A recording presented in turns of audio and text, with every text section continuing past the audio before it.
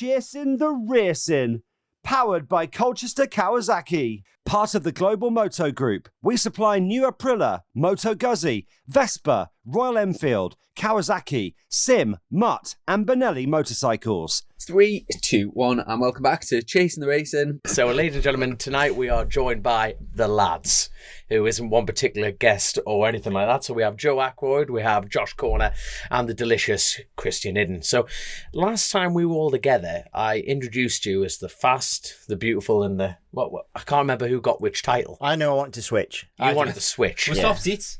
So we have, so I think we have switched. Faster, that's a problem. But you have been racing, so I've done a bit, yeah. You got a bit faster. Have you? We're not talking about that. What do you mean we're not talking about that? That's later. exactly the first conversation great we're talking lead-in. about here. 100%. Go straight Hey, to you're it. son. faster than me. Well, There you go. That's not There you honest, go. Joe. No. What are you joking? Well, well, to be honest, lads, I think this is I'm really looking forward to this because it's been, I don't even know how long it's been since we all got together. And obviously it was after the Chrissy one and we all got together and we decided to get the show on the go again. And since then, we've had Spanish testing. We've had the first round of BSB. You've got a job working at Martrain. You've been back at Eurosport. You've been, bloody hell, there's been loads going on. So I think we should go back really to, when was it? March? Beginning of March? When did you go to Navarro? Spain? Because that'd be the first thing, yeah. Because he was in Spain just after we did that. Yeah. After we did the pod with us all, he went to Spain. On a different note, we actually have the director, the owner, the Watching editor, over us. we are under scrutiny tonight. So God love her, we have Grace here. What's broken? Something's always beeping and breaking on this show. So thank God Grace is here because it's like, you know, when you just, well, you two being parents, you know, when like Dad, it's broken again, and then Dad walks in and just fix it, and then you're just whinging. So this scenario is perfect because Grace is here to witness the carnage yet again. God love her. I don't think I'm a diet of old enough yet where I can fix things for the little one at the moment. Everything just goes in his gob at the moment. So. Are you panicking about what? I tell you what. Speaking to the dads in the room, I was just going to say I am at that age, but it's never been that calm. It's never been. Just fix Daddy, this is broken. Can you fix this? It's usually like, there's something comes flying in the room, smashes something else. The dog runs off. Bottle of wine gets knocked over. It's just Oh, not the wine. Is that the kids? yeah. That's just no, it's the missus. Another bit we've got to edit out. not a chance. But no, I tell you what, I'm going to ask. This is a total non-motorcycle related question, but what age are you most looking forward to as parents? 18.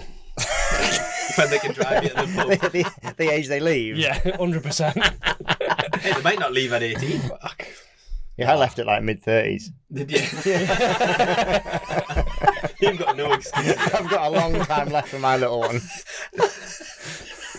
Have you? I'm not bothered about a particular age because they're all just a nightmare, aren't they? They're all just a massive challenge, and the older because I've got 2 girls, that's just going to be horrendous, isn't it? Oh, good God! If I had You got your preloaded baseball bat. Yeah, well, that's what I mean. You've got one dick to worry about. I've got all the dicks to worry about, haven't I?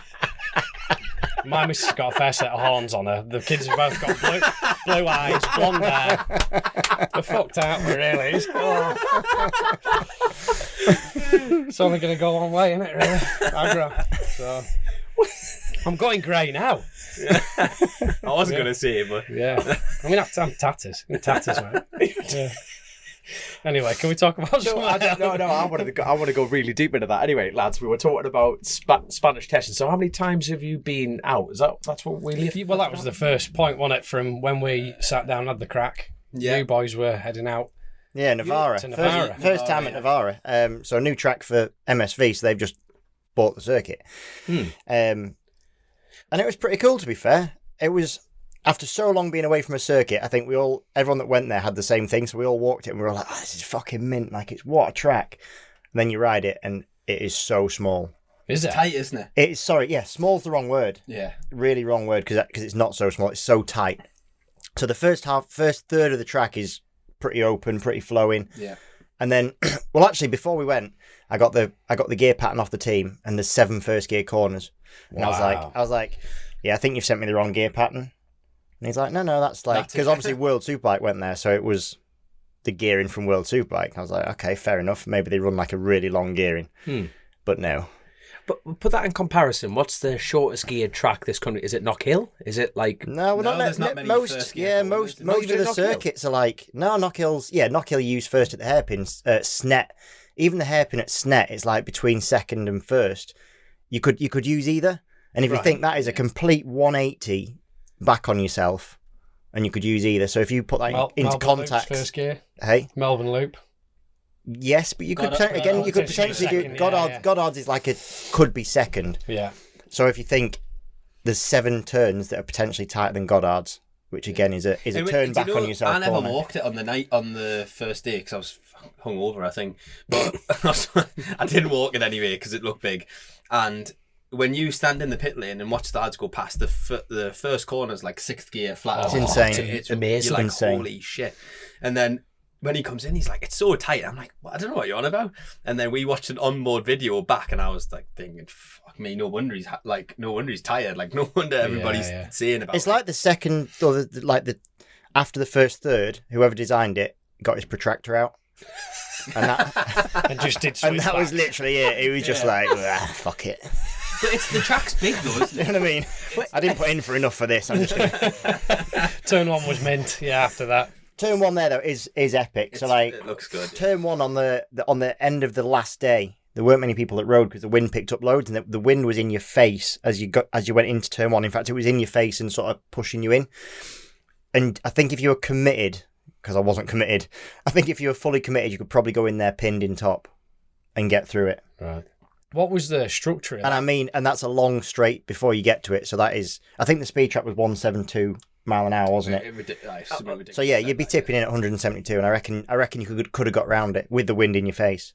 Mental. But then it's a really complex corner because it keeps coming back on yourself. And then you sort of hit, it's like a double hairpin. It's a bit like what's that one in Italy? Flipping Curvone, that's it. You know, it's like that, but a bit more. Back of Mazzano. Yeah, Yeah, I know what you mean. it's like that, but less flowing. You know, it just gets tighter and tighter and tighter. Yeah.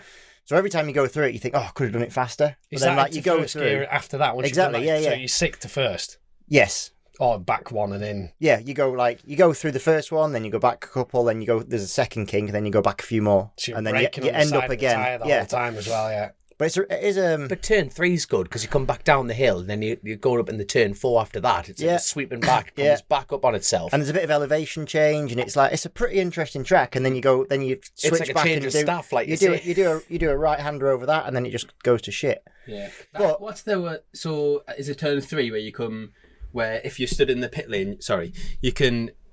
So when we were stood in the pit lane, obviously you You're see you coming down disappear down. towards you. You can see them coming back down. Yeah. And that looked impressive. That was really well. Jack crashed there on the last day. Yeah, the biggie, didn't it? Yeah, it actually wasn't a massive crash, but it ended up being one. But he just lost the front. I think a few people went down in the wind, didn't they? Well, But it was quick. there's also a big bump there, Yeah. Mm. and it was one of them bumps you couldn't see. Like some laps you'd hit it, you were completely unsighted. It was But it was horrible. because it was open pit lane and well, it was sessioned, wasn't it? But there were long sessions, and so you would get like the odd time where there would just be like one bike going around and you could hear it. And a super bike with that much horsepower and the thing is singing, and you're just like, holy shit, that sounds unreal.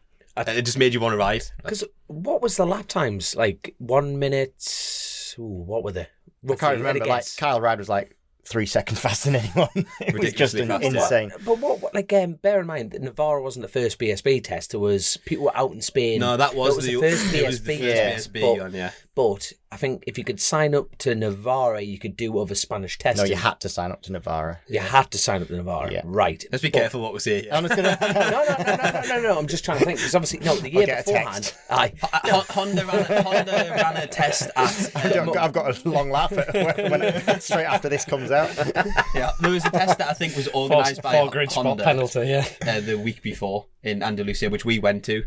I think it was Honda that ran that or something. But if you went there, you had to essentially. There was no saying I'm not going to Navarra. But then there was a little bit of play with it because like FS3 they went there for a day after doing their own testing. Yeah. How was all that structured then? So was there all live timing on there so you could see how everyone was going? Yeah, like a BSB. just like a BSB. It was like a BSB, Yeah, right. properly, they yeah. didn't run And it as to be fair, the circuit was good. like the facilities are mint. Oh, excellent. It is insane. Proper Grand Prix circuit and the Proper. fucking go-kart. Oh, sorry, I'm swearing again. The go-kart track was really good and we had a lot of fun. Which is always very important. Yeah. I was really shit and really slow. No, but But the facilities are mega. It's a proper, like, the control tower, Yeah, like proper. the garages are like, it's a proper circuit, it's a proper facility. Just Like off the it's motorway. real good. Well, when you drive in, well, you were there, weren't you? We're saying that as if you weren't there. You were bloody Yeah, there. that's true. And I forgot. When he only did 4 laps, but he was there. 5. He came in wanting to borrow my suspension guy. Didn't even say hello. Oh, mate, I'm generally scared of. I'm like, when you just walk in somewhere and it's like the head teacher's colony or something like that. I was just like, I think I owe Wilf like $5,000, and I've only seen him twice. It's like What the first race he wanted to well, I was going to say borrow toe sliders, but you can't borrow toe sliders. That's like borrowing a piece of pizza. You can't give it back, can you? But like he wanted to borrow toe sliders, so I was like, yeah, they're just in my garage. Like I'd put them out for him. It took him like 3 days to build up the courage just to walk in the garage and go and pick them Well, up. so yeah. have you met? I tell you what, I walked in right. He didn't want to get ridiculed for his earring. No, that was Smooth. Yeah, that was good because he's covered it up. I forgot about they're that. called headphones, mate. Oh, well, They cover the ear. I didn't think about that. I was thinking we'd just easily talk about it, but That's why I've had to get it in straight away. No, but I didn't want to really talk about it, to be honest. Was it about? Mate, it was one night out in Castle Douglas, Wednesday night, full of woodcutters. I got pinned down, got an ear piercing. There was chickens in the living room. It was nuts. Anyway. I'm not going to dive. We're talking about motorbikes here, and apologising to Will. He's still got it in though. You got to He's still show. We've got to have a Mate, look. I think it's infected. Yeah, look. they made me do it so much that I've still got it. That I can't take it out. What about They've live on welded video? it in. Take it off. Do you want to continue? We need to see it. No, we don't. No, we don't. Grace, insert a picture. I'll get. Grace has already taken side footage of this. Grace, do you want to swap seats? That'll be You the picture and direct this the little icon for the podcast, won't it? Like It'll a just be big dog's the earring. Just your earring. We've not had anything. He literally winked at me. If you're watching us on YouTube, he went to blind shot and winked at me. Like, hold on, son, what's going on here? So anyway, yeah, I'm scared of Wilf. Where are we going to go from after that? Shit scared of Wilf. I walked in Navarre, right? And K-Tech were there, Mo-Tech were there. That's the thing about the BSB tests. And said, oh, yeah, K-Tech are kicking around. So I walked in looking like I've come off a stag do at Benidorm. You know what I mean? No team gear and not one bit in it. I walked in, let's make a round. And Wilf just goes, what are you after? I said, just me, the most simple job in the world. Adjusting the height and the shock. It's just 2 bolts off the bottom and adjust it. He's like, he's over there. And I just went up to one click Mick and I'm like, are you here as K-Tech or? And he goes, nope, working for Wilf. I went, oh. So I'll probably get an invoice from Wilf any moment, any day now. Going, you've taken this time off him. So, but like you say, just walking into his garage to get some toe slide, I was like, oh shit, that bed. I was like, here we go. You all right? I've been like, Christians let me come in here. And he's like, get out my garage. Got him. See ya. And I literally legged it clean out, 100%. But like a couple of years ago, was it 2 years ago, a year ago, that Spanish testing was cancelled. Cancelled. You couldn't do it. Was that? Well, it was mainly COVID, wasn't it? Well, obviously, COVID. No, but that's what started. No, there wasn't. but there was already a ban on it. So there was a ban on. You could go before Christmas. That came in, didn't it? And then they sort of did a ban until a certain point of time. But was it actually COVID? Was it not in place before COVID? So It's foreign testing, but there wasn't a full ban on it. It was a ban on when you could go. Yeah. So and on what? Yeah, and on what? Because everyone was going out in stock 1,000 bikes and binning them and crashing them and all sorts. Well, that's the other problem. So it's a cost-saving measure, but then is it ever a cost-saving measure? Because then the teams / riders have to then go and buy a bike and make it as close as you can to a race bike, and then go and ride it. So you've ended up with a second bike. Yeah. Where do you sit on the Spanish testing? Because a lot of boys. I was going to name names. I'm not going to bring names into it, but some lads I know dead against it. They just don't see the point. They don't see the benefit of it. Yes, it's bike time, but it's bike time in Well, I mean, not in the right isn't it? environment that they're going to be racing in the UK, so they don't really buy into it. In a way, this year it's probably shown it up a little bit more because a lot of teams didn't go, and actually the British testing, not a lot happened because of the poor weather. Yeah. And then it didn't seem to make too much of a difference when we got to Silverstone anyway. No. As in results. Yeah. But a lot of those riders were on the same bikes and that they'd been on previously, so that sort of negates a lot of it. It does, but winter's a longer winter, isn't it? It is a long time winter. not to be on a bike. Like, so a few years back I did the Stocker thing, and and that I think was detrimental. I was like, when I signed up with PBM, I was like, right, just got to absolutely I've always thought I've done everything right, but I was like, just flipping, invest in yourself. Just loaded a van up with a bike and everything and just spent like 2 months in Spain. Rode it around for 2 months, and then they turned up to the same track with the race bike and I hated it because I'm so comfy on my little stocker. You know, I was like, I want my comfy which is stocker bike. which is lovely, Which is lovely and plush, and then it was almost detrimental. Yeah. I'd gone beyond the point. That's just getting bike I'd time. gone beyond the point of getting yourself a little bit sharp, which I think is really important, and I'd gone to the point of getting myself really comfy on a bike I wasn't going to race. Yeah. So I think there's a point. To do with Spanish testing, I think it is difficult because the tarmac is a lot more granite based, so it gives a completely different feedback. So it's always the case that usually the winner in Spanish testing is very rarely the winner at the first round of BSB because it's so different. Yeah. It's just the weather. It's the fact that you can get out and go. And just spin laps. And again, that showed it up even more this year because we did 4 days of testing in the UK pre the start of the year. You didn't and do it was it. You didn't do honestly a dry. You're the same. there You was didn't no do And even when it dry was lap, did you, even on the sessions where it was dry-ish, it was like 5 degrees. way too cold. You know, like Fucking horrendous. we say way too cold. Kyle again flipping Yeah, whatever lap time he did around Donington, but you know, like it just almost wasn't worth anything. Yeah. So British testing didn't really happen. But no, I'm just. So where do I sit? I don't know. Yeah, I don't depends know. if you're on a brand new bike. Like if you're on a brand new bike, new team, you just need to ride it, don't you? But So then- it's great in that respect. Yeah, but then, so for example, yesterday I went to Mallory testing because we had a load of gremlins at the first round. Went yesterday to Mallory, and it was real good of Hawk and the Mallory crew to let us on there, by the way. So thank you to them, big up to them. And like probably one of the best, most productive days of testing I've ever had in my whole time. Brilliant. Without giving too much away, why was that? Well, as in, why was it so Yeah, productive? Because it was low numbers on track. It was fully open track time, so there was no other classes. There was 5 of us. Were you the only superbike rider there, BSB superbike rider? No, because there was me and Charlie and Josh, so the other 2 Hawk guys.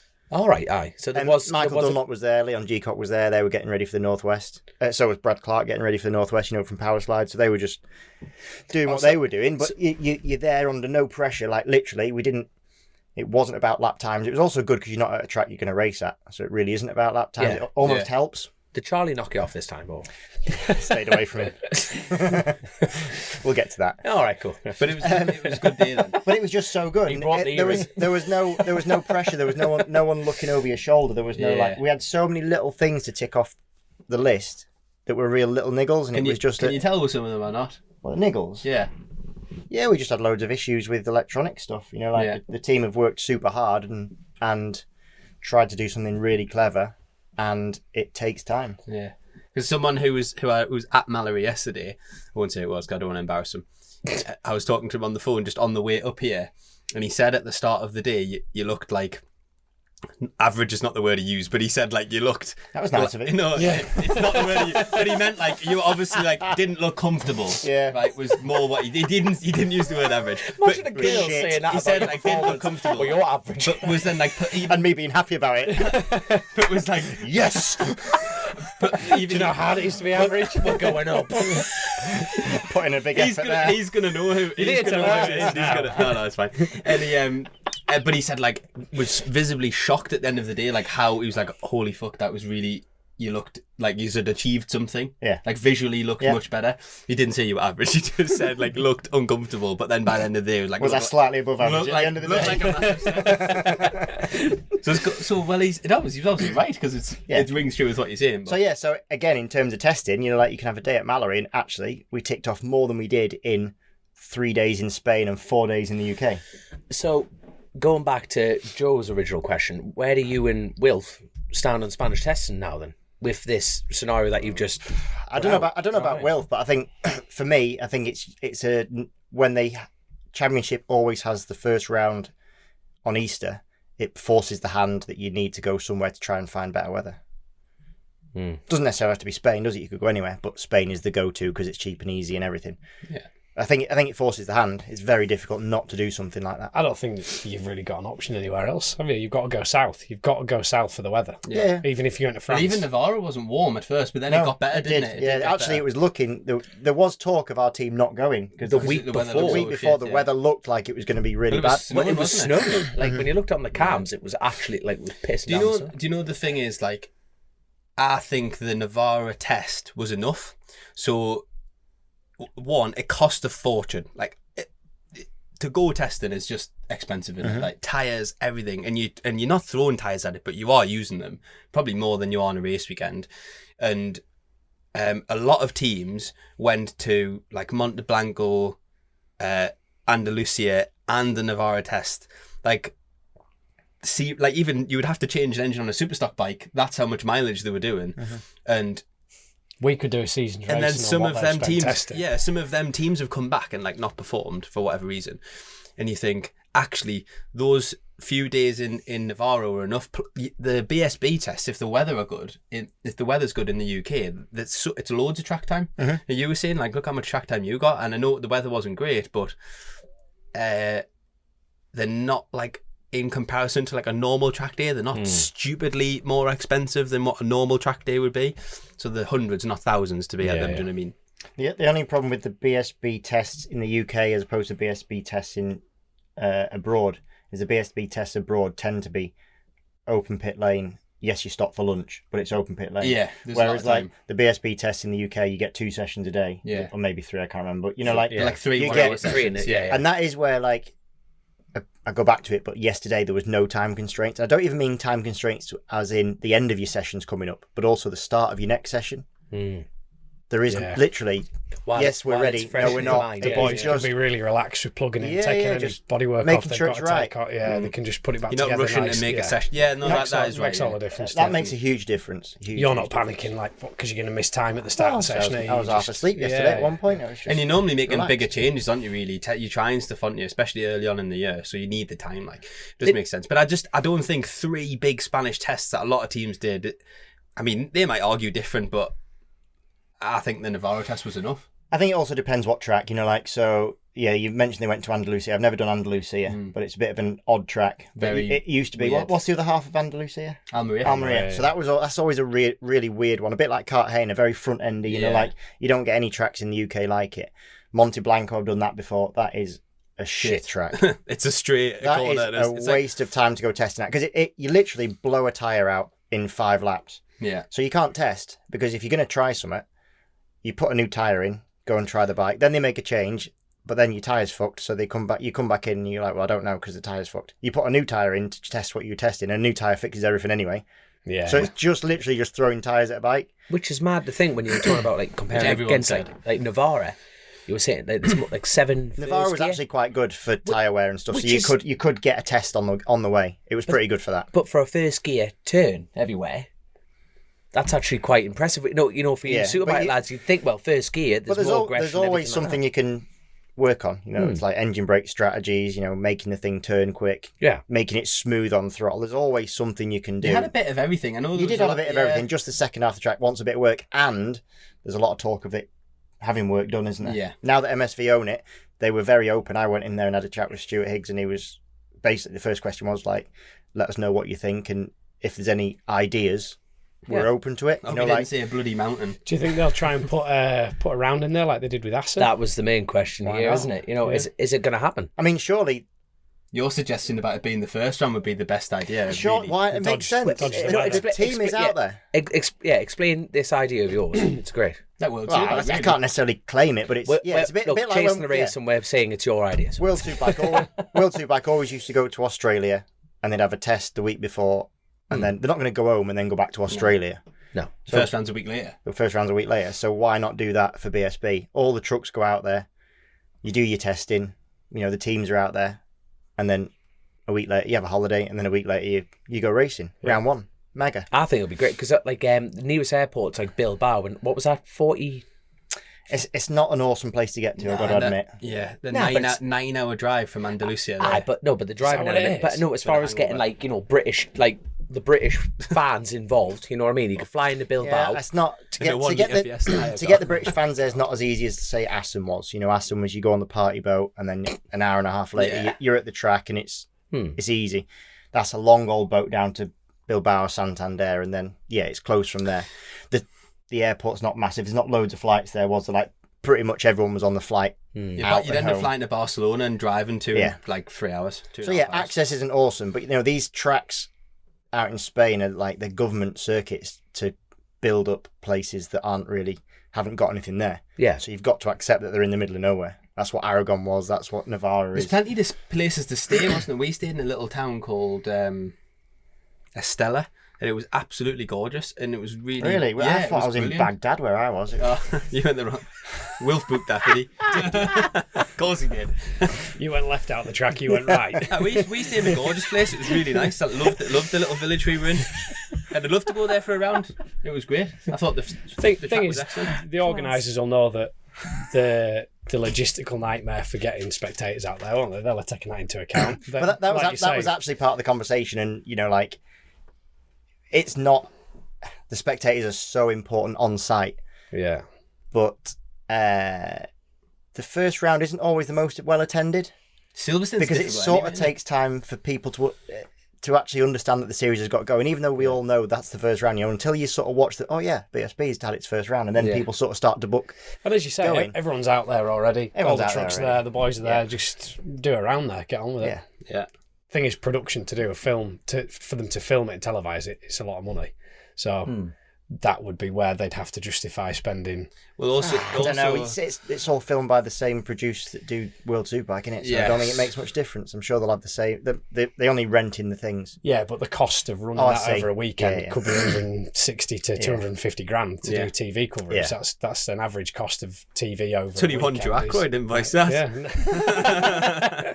So they'll have to weigh up whether or not it's worth doing it. But it's an interesting concept. I think, Yeah. like, and there's the argument, British Championship, but flip, we've been to Assen before. We've been to Mondello Park before, if you want to argue the toss with that one. But, Will I ever come back? Well, not after the insurance, everything. You can't race in the south of Ireland at all. No. I did see a thing they put out the other day about that, an update, but it wasn't much of an update. The update was, we're turning off our comments because we're in talks with 3 or 4 providers, Right. and they've asked us not to Comment about comment. So, yeah, it was a comment to not comment. Touche. There we go. But I tell you, so this leads us into round one. Really, it's a bit like. Well, hang on. Oh, hang go on. on. Oh, go No, on, We're Joe. not there yet. We're not? We've had the update from the superstar in the corner, but we want to know how the how the Josh BMW Corner. I know was. exactly. Oh yeah, I forgot you were there because you didn't do much, did you? Yeah, I suppose so. Yeah. Because All right, massive. Fucking hell. you've built this BMW and then I'm average and you didn't do much. Yeah, check Grace. Yeah, check Grace. Hold on. How many? I scored more points than you in one race. So yeah, it's. Not in the first round. I mean, sorry, I meant at the test. You didn't ride much at the test. No, but Christian was saying, it was just like the weather wasn't on anyone's side on that side. Oh of man, things. the bloody Spanish test. Yeah, That's what what he's happened in asking. Oh shit! Sorry. There you go. Well, basically, from the crash at the TD, I went back over to TAS in Northern Ireland there and rebuilt the bike, alongside with Lee. Put it up on the dyno, no problems whatsoever. And at that point, you go, well, I'm prepared for the season. I wanted to do the 2 opening rounds as like stock 1,000, just get track time, something that I've never done before the TD. I've always been just trying to get bikes put together, blah, blah, blah, blah, get the violin out. But Alan Garner, God love him, found a bit of space in his race wagon to take my bike over. So it just cost me and Lauren like 70 quid each in flights. Oh really? Yeah, to Bilbao. And then it cost like 30 quid split. So me, Lauren and Andy Brown went out, 70 quid in flights each. Got there, rolled it out of pit lane, mint, and then 5 laps in, the bike was switching off, and then while riding on the ear of it, it would just switch down and then fully come back in. It was like reading ECU recoding. I'm like, what the hell's this? So anyway, came back in, stripped it, went back out. So I did 21 laps in 4 days of riding in Navarra, Jesus. which is upset. Where you're there, It was a shit. Real can't get shame. home. I was gutted for you. It was a real shame that. and it was gutting, absolutely gutting. Have you got that sorted now? Nope. Okay. But So just no it was ideas what it is. No, It was well- a dash issue, wasn't it? Well, so the Motec lads that were there, said it was the dash. Now the dash is just a data receiver, so that just talks to the ECU. The ECU is the brain that controls the actual bike movements and everything like that. But they were saying it's the dash that was switching the bike off. Now, who was there? The only other BMW rider there was Leon Haslam. Mm-hmm. And a lad called Lewis, who's worked with like FHO and stuff like that, he's saying, well, it can't be, So lucky for me, like the good thing about doing that test, it was good to find the problem early. It was good to find the problem period, but I was 2 weeks ahead. Well, hold on, 3 weeks ahead of like my first round, which would have been Croft North East. So I found the problem early, and then I've taken the bike, picked the bike up from Alan Garner's workshop, gone straight to Peter Hickman's, and they've sent the dash off to Motec England, and now the dash is having to get sent back to Australia. Jesus. Yeah. And this is where it gets a bit technical on this side of things, but they can't take a dash off Peter's bike and plug that in yours. These are the problems give you a spare to run then. But the problem on that side of things is once you update the Motec dashes to a 21 software for the BMWs, you can't backdate them to a 19. Mine's a 19 bike. Right. So everyone who's got the bikes have updated their gear. That opens up the parameters for engine brake and wheelie control, everything. It's just a better system. You can't go backwards on it. And you can't upgrade your bike to the 21 on system. Because I can't get a hold of looms. So this is now, while finding the problem... They don't make it easy for you. They do not make it easy. Oh no, but it's going to be the same bike with a few updates, but those updates will completely ride the backpipe out of you if you have any problems. Well, me and my mate bought that bike last year from TAS. It was like 35 grand. Like both me and him bought TAS the don't bike. have a spare. No, but you see, TAS, funny enough, when I rang Lee, they weren't at the Spanish test. They had a problem with Danny Buchan's stock foul bike. So they pre-enhanced the problem pre-saw the problem for us and went, your dash is going to end up in Australia. And there'll be a few people listening to this going, why the hell Australia? Well, the firm was started off in Australia. And my next question after that was, why cannot anyone over here fix a problem internally? It's because the software is so expensive to break down. So you've got a CAN system, like every vehicle in the world controls it. So it's like a Microsoft fucking doobie dad. That's so doobie dad. That's how technical I get. So the doobie dad can't talk to that doobie dad, which switches all the doobie dads off. Now, to break into that system, it's like multi-million-pound software, and it's too expensive for Motec at the time, being a family firm, to set up branches in America, England, Europe, everywhere. Everything like that just goes back there. So the whole company has to go back to Australia. Now, within all of this, I rang Lee Johnson, I rang every team, I rang everyone about dashes. Did you ring Honda? tempting to ring Javier. Very, very tempted. Very, very tempted. But no, so shut up. Shagger. You know who this is. There you go. Dude, no one. No, but so what I found out between all this is Motec has been bought out by Bosch, a German company. Right. Oh, is it? That's quite interesting, isn't it? Yeah, I thought this is the very problem interesting. when the plot thickens. So there's been a back order for absolutely everything on Motec. They're not producing any. They're not working on any of them. So my little problem is one small dot on the map. What does the whole BSB championship run on? I would imagine they'll have Motec. something sorted for that. Though. Well, they'd have to. no, but the mad thing is, at the end of the day, no. I mean, like Alpha are struggling to get. I rang Alpha, I rang out, can't get them.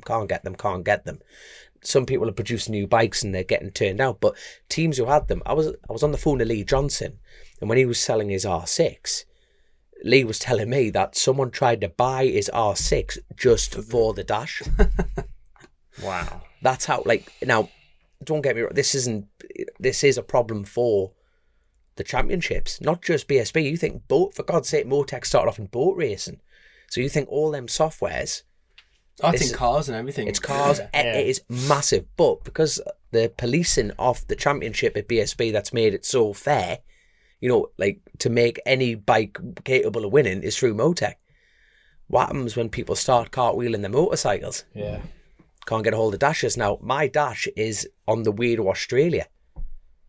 Now, So have they given you any sort of timeline for getting that back with regards to TT getting nearer? Might not even be able to go to the Northwest. Supposed to be at Cookstown this weekend. Had to cancel that. I wanted to do obviously get the Grace, is that violin mode? That I was going to say, background keep noise. going, someone will chuck a bike at you, aren't they? This is a desperate move to get a ride done. It's very, no, but I just I seen him throw that dash on the floor in the garage. Yeah, is that what he was stamping on? but seriously though, I'm a little bit like. Well, it is a worry. No, it is a worry, and hopefully they're like, you know, at the end of the day, I don't know how like. At the end of the day, I don't work for Motec. It's been boxed up, put on a plane and sent to Australia, and you've no idea what's happening. They don't send you an email to say, we've got it, we're going to do this with it, you can expect it back on this day. Like my your invoice will come through the letterbox with a thing. But the good thing is, like Hickman's lads, you know, and Hickman himself, that like if it's coming from PHR, it's going to get a lot further than Dominic Herbertson writing on it.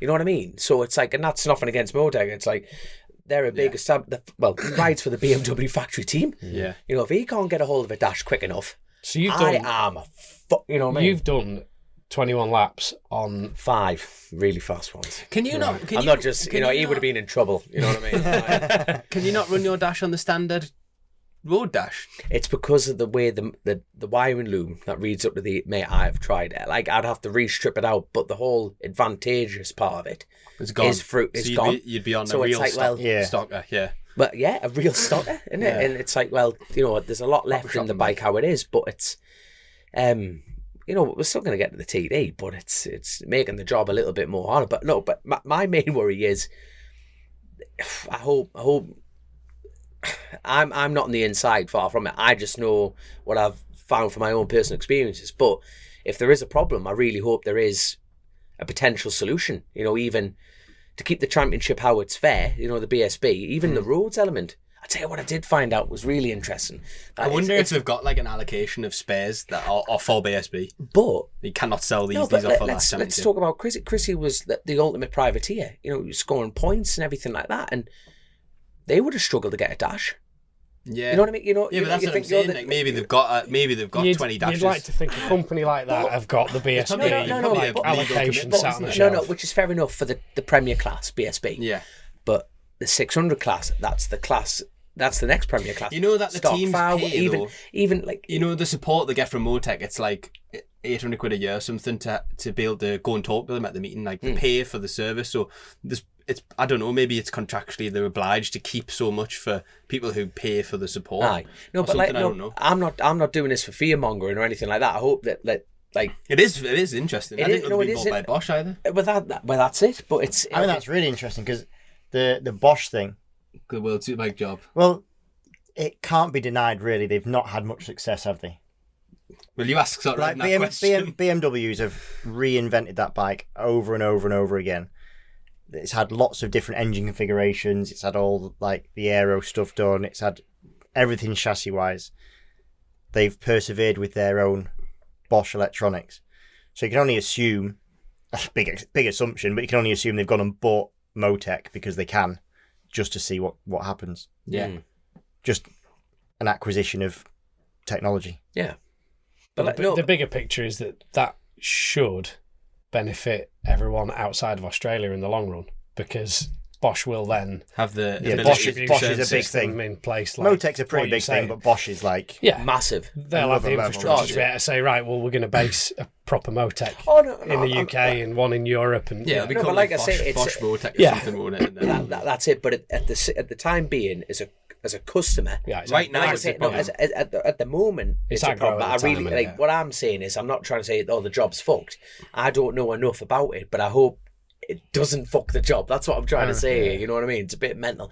Same with Ken Cams, because we've got we've been running around Fran's bike, it's a 2010 ZX10, and we've bought an engine together and we're trying to update it and put some better cams in it. We've just been running around stock stuff, and we can't get a hold of cams. And you think, and then you speak to certain I was speaking to Steve Rogers, and it's even he's struggling to get a hold of Yamaha. But it's it just seems we've been a long way since Brexit and a long way since COVID. And getting hold of parts. I mean, your guys, that was pretty clear and obvious, wasn't it? You know, I'm saying nothing. When Jack rogered that bike, there wasn't many parts left, was there, to build a new one? There were certain bits you were short of. Yeah. That was, and just to be clear, your hands really that tight? That was in, no, I just don't want to say the wrong. I don't think it's saying the wrong thing. It's not the team. I'm not saying that's the team's fault. I'm saying if there's a shortage of getting stuff, there's a shortage of getting stuff. So our team get real good support from McCams. Yeah, and there was the thing is, like, they started from fresh. So whereas McCammers might have like damaged tanks from the year before and stuff they like can that. just chuck some on or And to be fair, they were massively helpful, and the crash in Spain absolutely did basically write a bike off. But if the weather had been amazing, it would have rolled out the first session at Silverstone. It probably looked worse than it did in that sense, but absolutely, you got to think the factory stuff that comes from Yamaha. There's like 5 teams in the world that use that, and Yamaha don't make fairings, but a supplier that they contract out to do it does. But they only make them like twice a year, so you have to order them all. I mean, OMG don't even have them fairings; they've got a whole style fairing and stuff like that. But that's what I mean. The whole but I think that it echoes through every industry. You know what I mean? Cars are struggling to get part. It just. Why all of a sudden it seems like we've gone through the crap essentially. It's like, COVID, Brexit, and everything in that regard is like directly in like I don't know why it is. But it just seems to slow down. Ducati was really late with a lot of stuff, or not Ducati, but like supplies of fairings and stuff like that. Yeah. It's not Ducati, is it? It's not Ducati, but I don't know. But I don't actually know the reason why. I think there's lots of different reasons from each company. Yeah. I That's can't what I quite mean. understand what it is. It's like because you think if there's people wanting to buy stuff, I'd be like, yeah, I'll make it. Yeah. Like, yeah. You want 10 of them? Cool. Yeah. You don't realise how much goes in. Like, a superbike's another level, isn't it? It's my first experience doing anything with superbike, and it's like, Jesus Christ. Are you enjoying it though? Yeah, look, it's really good. It's busy and it's excellent, but it's class. So Just what great. are you doing for Jack then? So, Fluffer. I make the tea for the guy that makes the coffee. They are, Jack. It's ready for you. Cheeky bastard. Sorry, that was an in joke. We were chatting Talking about about fluffing. Pre-pod fluffing was going on. Josh is I like playing it a how dumb going, what's a fluffer? What's a fluff? Needed a full explanation. Aye, so If I see Jack with a big smile on himself the next round, I'm just going Get him with a tired arm. He's googled fluffing and he knows how to do it.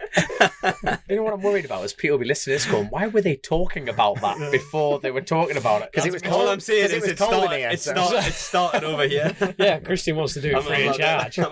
Wants work experience as a fluffer, weirdo. But you had a mega first round. It was really good. Really, really good. Go on. Now that we're in the mood of grassing each other up, he's been hitting the gym hard and he dislocated his arm. Yeah, and he's got a thing about tapping me on the shoulder. I am so sorry, mate. I've literally just Fucking hell. tapped. It's like, I wouldn't like you keep jumping like that. about 4 hours ago, it was hanging out the front of my body, yeah. Anyway, move on. We'll move on from there. There we go. So, yeah, let's talk. Well, where we're going to go from there? Let's Round talk one. about Round one, baby. Round one.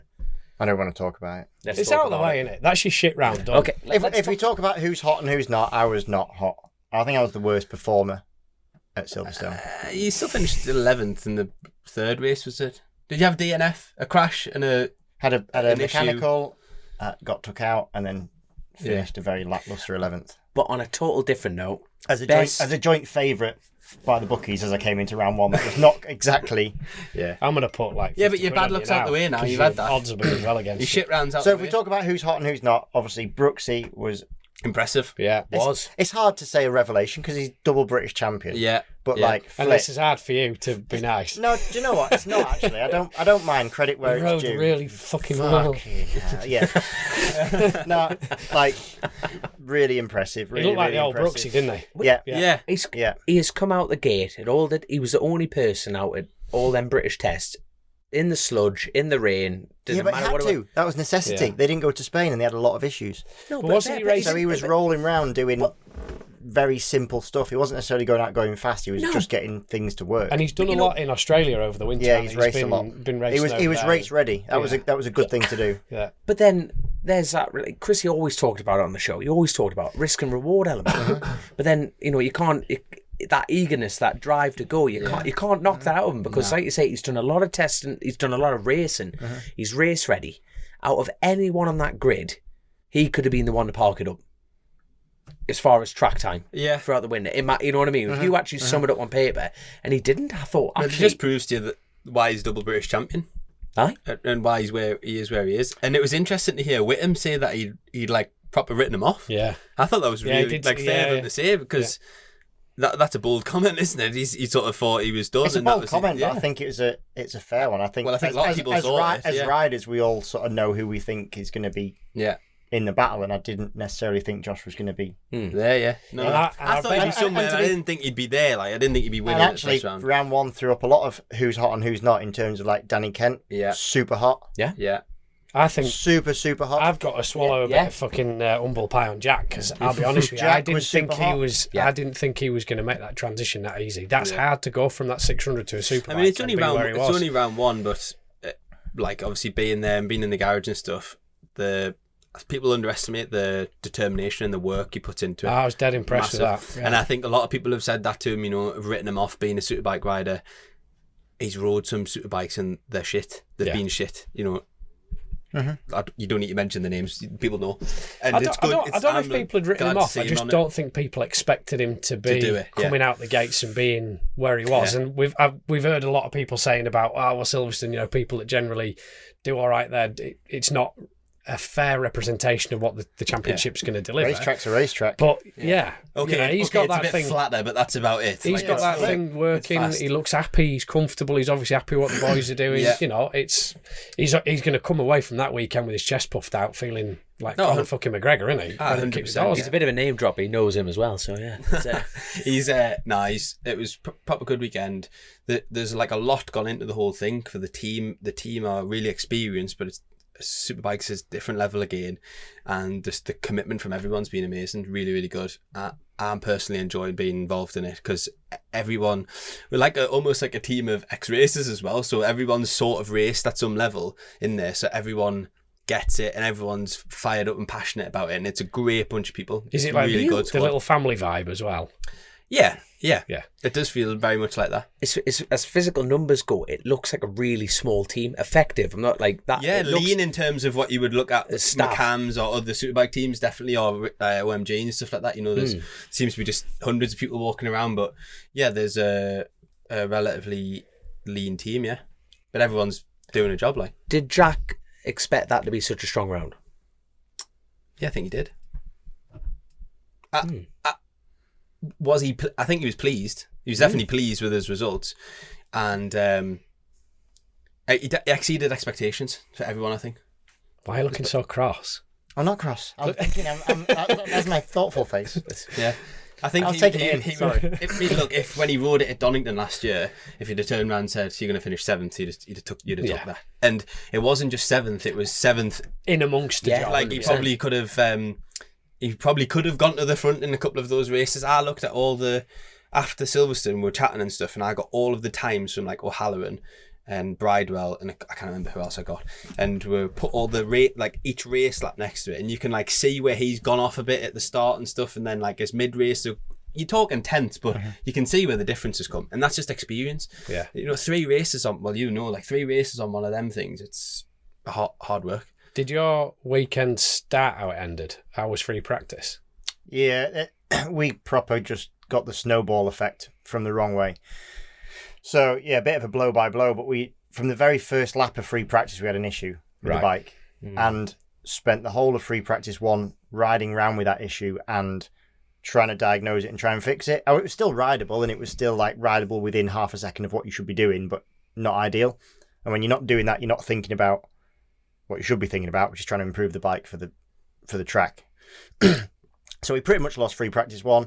Free practice 2, midway through it, we finally got a fix on that. The very first time we threw a set of boots in it, I did a mint lap, like just straight out the bat, and I think I finished 4th or 5th, like from over the day. And I was like, well, flip, that's all right, considering we basically had no proper running. Qualified, went the wrong way in free practice 3, but that's all right because the wrong way is always the right way because you just know to go the other way. Yeah, yeah. I like it. I mean? No, I like it. Simple. It's still progress. Qualified 9th, which if I'd farted down the back straight, I would have been on the front row. Do you know what I mean? It's that close. It's that close. So 9th is not ideal, but fuck, it is what it is. Yeah. And then just got a shit start, which I never do. I've always been known for I always jump a row rather than this time I went back 2, like off the line. Nearly crashed at turn 2 because I just got caught up in the group and then broke down. So that was first race done. Race 2, I didn't have a great grid slot because of the poor first race and got took out on the third lap. So then again, we've got no data, we've got no race run data, we've got a really bad grid position. And then the last race, all I had literally was 11th. And it's annoying because I was 11th and 6 seconds off the win. With 5 laps to go, I was 3 seconds off first. That's how close it is. Yeah. But that's a long way. Mm-hmm. A bit like I did the same. You know, you look through the race run, I'm like, well, my fastest lap was quicker than third place. But it's no good. You're not there. It's irrelevant. Yeah. It's relevant, but it's not relevant. And then what hurt me was the last few laps because we didn't have that information about what was going to happen to the bike, and we didn't have a refined motorbike because we'd lost the whole weekend. Of course, we were in every session, we did every session, but there's a difference between doing and refining yourself and the bike to actually just fixing issues and doing stuff like that. So I don't think in any of our thoughts that we had that we were going to have such a difficult weekend. Even a bad weekend didn't look like how that looked. Aye. But you don't have to lose much in BSB, you know, like you don't. There was a few lads, you know, I think Lee Jackson probably went away not too impressed, and not too happy. You know, Kawasaki in general struggled. Andrew Irwin probably didn't have as much of a good run as he wanted. See that blow up? How close Kyle was. Holy shit! I didn't see it down the back. I didn't see it at the time, but you seen it, but not from that angle. I seen it on Instagram the other day, and I was like, whoa. And I think actually the lack of testing threw up quite a different feeling as well. Actually, because normally you go into the first round of a BSB and you have done a lot of testing, and everyone knows pretty much who's going to be where, more or less. And actually, it was almost more relaxed. The whole thing felt very different. Yeah, it did. Sorry. And I know what you mean. It was interesting. And it did throw up some, not necessarily different stuff, you know. I think Glenn did what he probably was going to do. Tommy did what I think he was going to do. Kyle sort of did what he was going to do. Jason was there. Yeah. Maybe not as there as I thought he was going to be, but he was there. I think he would have been, I thought he would have won one, to be honest. I am impressed with the Paul Bird bikes, mine, because that's never been a Ducati track. But like going back to your comment, tarmac's tarmac, a racetrack's a racetrack. But why is the Ducati not very classed as not very good round Silverstone? Because the last corner. It's pure and simply the last corner. In what regard? It doesn't pick up grip very well on angle. So if you have to accelerate from a low speed and continue to keep angle as you generate speed, it doesn't do that very well. It just wants to spin constantly. Yeah. Everything else, it's fantastic, but that is a super Achilles heel, but it's way better than it ever was. So is that with your bike? I don't remember the difference. Loads of people have asked me, how similar is your new bike to your old one? Don't know. I've ridden a Suzuki in between and a long time has happened. You know, I genuinely don't remember. It feels like a Ducati but flip. I'd have to back them to say what's what. But if you just take the last sector, which has never changed, which is the middle of the long right-hander that goes all the way and continues to be a right-hander that gets faster and faster until the finish line. You look at all the previous sectors from any Ducati riders like me, Josh, Tommy Bridewell on the previous Motorapido bike, and then look at them this year. Whatever they've done to the swing arms and maybe a little bit of chassis work and stuff has made a massive difference. Can you put that down in numbers? Is it half a second? Is it certainly not half a second? But, no, you know what I mean. But it needs to be a tenth. It might be a tenth. It'd probably be a tenth and a half. But that is literally it. That is the difference. Because when was the last time the Ducati won round Silverstone before Glenn? Glenn was the only Ducati winner around there, wasn't he? Is that right? Tommy was always on the Bride. Tommy got 3 podiums. Was always on the Bridewell. He was always. Tommy got 3 podiums. Yeah, Glenn won the last one. Yeah. But obviously Glenn's got 4 around there because he won all 3 the year before. That's yeah. Oh yeah, he did. Forgetting that. And he was half joking. So does that mean he's happy or sad? In a real bad way. Yeah, no. It's like I'm just going to ask the question. You know, you seeing what the Paul Bird bikes have done, is that giving you confidence, or is it like seeing what the bike can? You know, what the bike can do? I know what the bike can do. It's just I don't need. I'd rather not see it, but yeah. No, which is no. You know what I mean? It's not like no, 100%. No, I know what it can do. I know why our weekend went. Yeah. I hope I know why our weekend went to pot, and hopefully we can put it right. But on a total different note, you definitely had the best looking bike out there. That white and blue. Ah, that was cool. That That was was very out. cool. Like, had the full like Alpine Stars kit to match, like the HJC helmet all painted up retro. The Oxford Products 50th anniversary. Yeah, it was Mint. cool. Wait, I wasn't particularly happy with running a different number. the 50. Oh, yeah. I never even picked up on Yeah, I that. was a I had little bit- 50 years, I wasn't it? So I wasn't overly Enjoyed about chuffed that. with that. Well, there you go. Put We it have down to that. Put it down to that and move on. Well, because they were like, right, so This is you're going Mr. to run this. Bakewell You're going to run this new. Well, exactly. So like a lot of my things went out the window. So like you're going to run this new livery, right? Okay. So, but I can't really run my kit before I race in it because people can't see it. Oh, shit, yeah. But then, okay, Go around schoolhouse with a motocross maybe bike. I'll go and do it in qualifying. But I really don't. I've got one set of it. I really don't want to have to go and like go absolutely balls out with brand new stuff on. Like to bed it in. Yeah. So I'm not doing that. So it's literally you sit on the grid in new kit. I don't think I've ever done that before in my life. Oh. Yeah. But I just felt horrible. And then so New I get sets of to leathers. turn 2 at Silverstone and literally get pincered and like both legs off. I'm like going, oh fuck, that lasted long. Managed to keep on it and then break down. And then obviously it was so shit because we had all the big brass of Oxford Products that sponsor the team and everything. Like basically watching their bike not finish the race or finish. Actually, no, I finished You last, finished? which is No, probably yeah. worse. I tell you what. No, I but you kept going. Yeah, but when you came back onto the track, because I seen you slowing down, so I'm hanging my head out the wall watching, and when it fired back up and you fucking jumped over the curve coming back on, I was like, oh, he's off. I thought you'd gone down, like you jumped and stepped right out. I was like, holy shit. So yeah, finished absolutely stone last. And then they're like, right, okay, so that didn't really work out. We're going to run it again tomorrow because the plan was only ever to run it once, Yeah. run it one race and then, but then obviously they were like, no, we need to get a bit more publicity out of this. Yeah, do it again. So I lasted 3 laps. What do you mean you got them going? The camera on you all the way down the outside of the start and finish. You want more publicity to the one. Yeah, that's true. To be fair. Slow-mo as well. Yeah. I know we're kind of picking on you at the moment, but the bike by itself, it just sounds amazing. Yeah, it does. You know what I mean? Because I watched that race and it was just like, because by the time we got it going again, now a lot of people would have just gone, balls to this. Fair play to your mind. You know what I mean? Just keep going. You need to do a lap time for the next race, don't you? Well, yeah, it was a bit late in the day for that because the tyre was already shot because it was right, like okay. 6 laps to go. But yeah, A lot of people would I have think you pulled just in. never know. And you do need to keep gathering data. Maybe it's going to switch off again. So You need to know what it is. you need to know what it is. Not a lot of And riders at do that point, I'm on my own, so it's safer for it to switch off. And if you've at that got all the point. bosses there that are paying the bills, you've got to keep the bike spinning, haven't you? That's it. Just keep doing I the just laps. don't think you should ever pull in. Really, I think it's Yeah. just a no go. That's good, mate. Hey, they are. Obviously, if you're going to be a danger to someone on track, then yes. But like apart from that, I don't think you should pull in. I tell you what, I saw your young'un in there, Nicola, going up the paddock. She goes, these were in a cupboard for 50 years, because they weren't like. Yeah, they brought out these like old tops, but they were literally like Oh, well, they really? no, 25 years. They were proper 50-year-old tops. no, they're 25. They were from the 25th anniversary, and then they were rolled them back out 25 years later. So That is class. All right. That is class, isn't it? no, they were mint. They were Were they? immaculate. Yeah, it was pretty trick. But go on then. Who's your hot and not then? I'm gonna say Jack because Oh, it corporate. was he did. It's not corporate. Yeah, Jack, because I just think he had a mega first weekend and really needed. Can't you kind of say anything against Kyle? Won a race. I don't know what happened to him in the third race. Just went back. He went from first to 7th to 9th.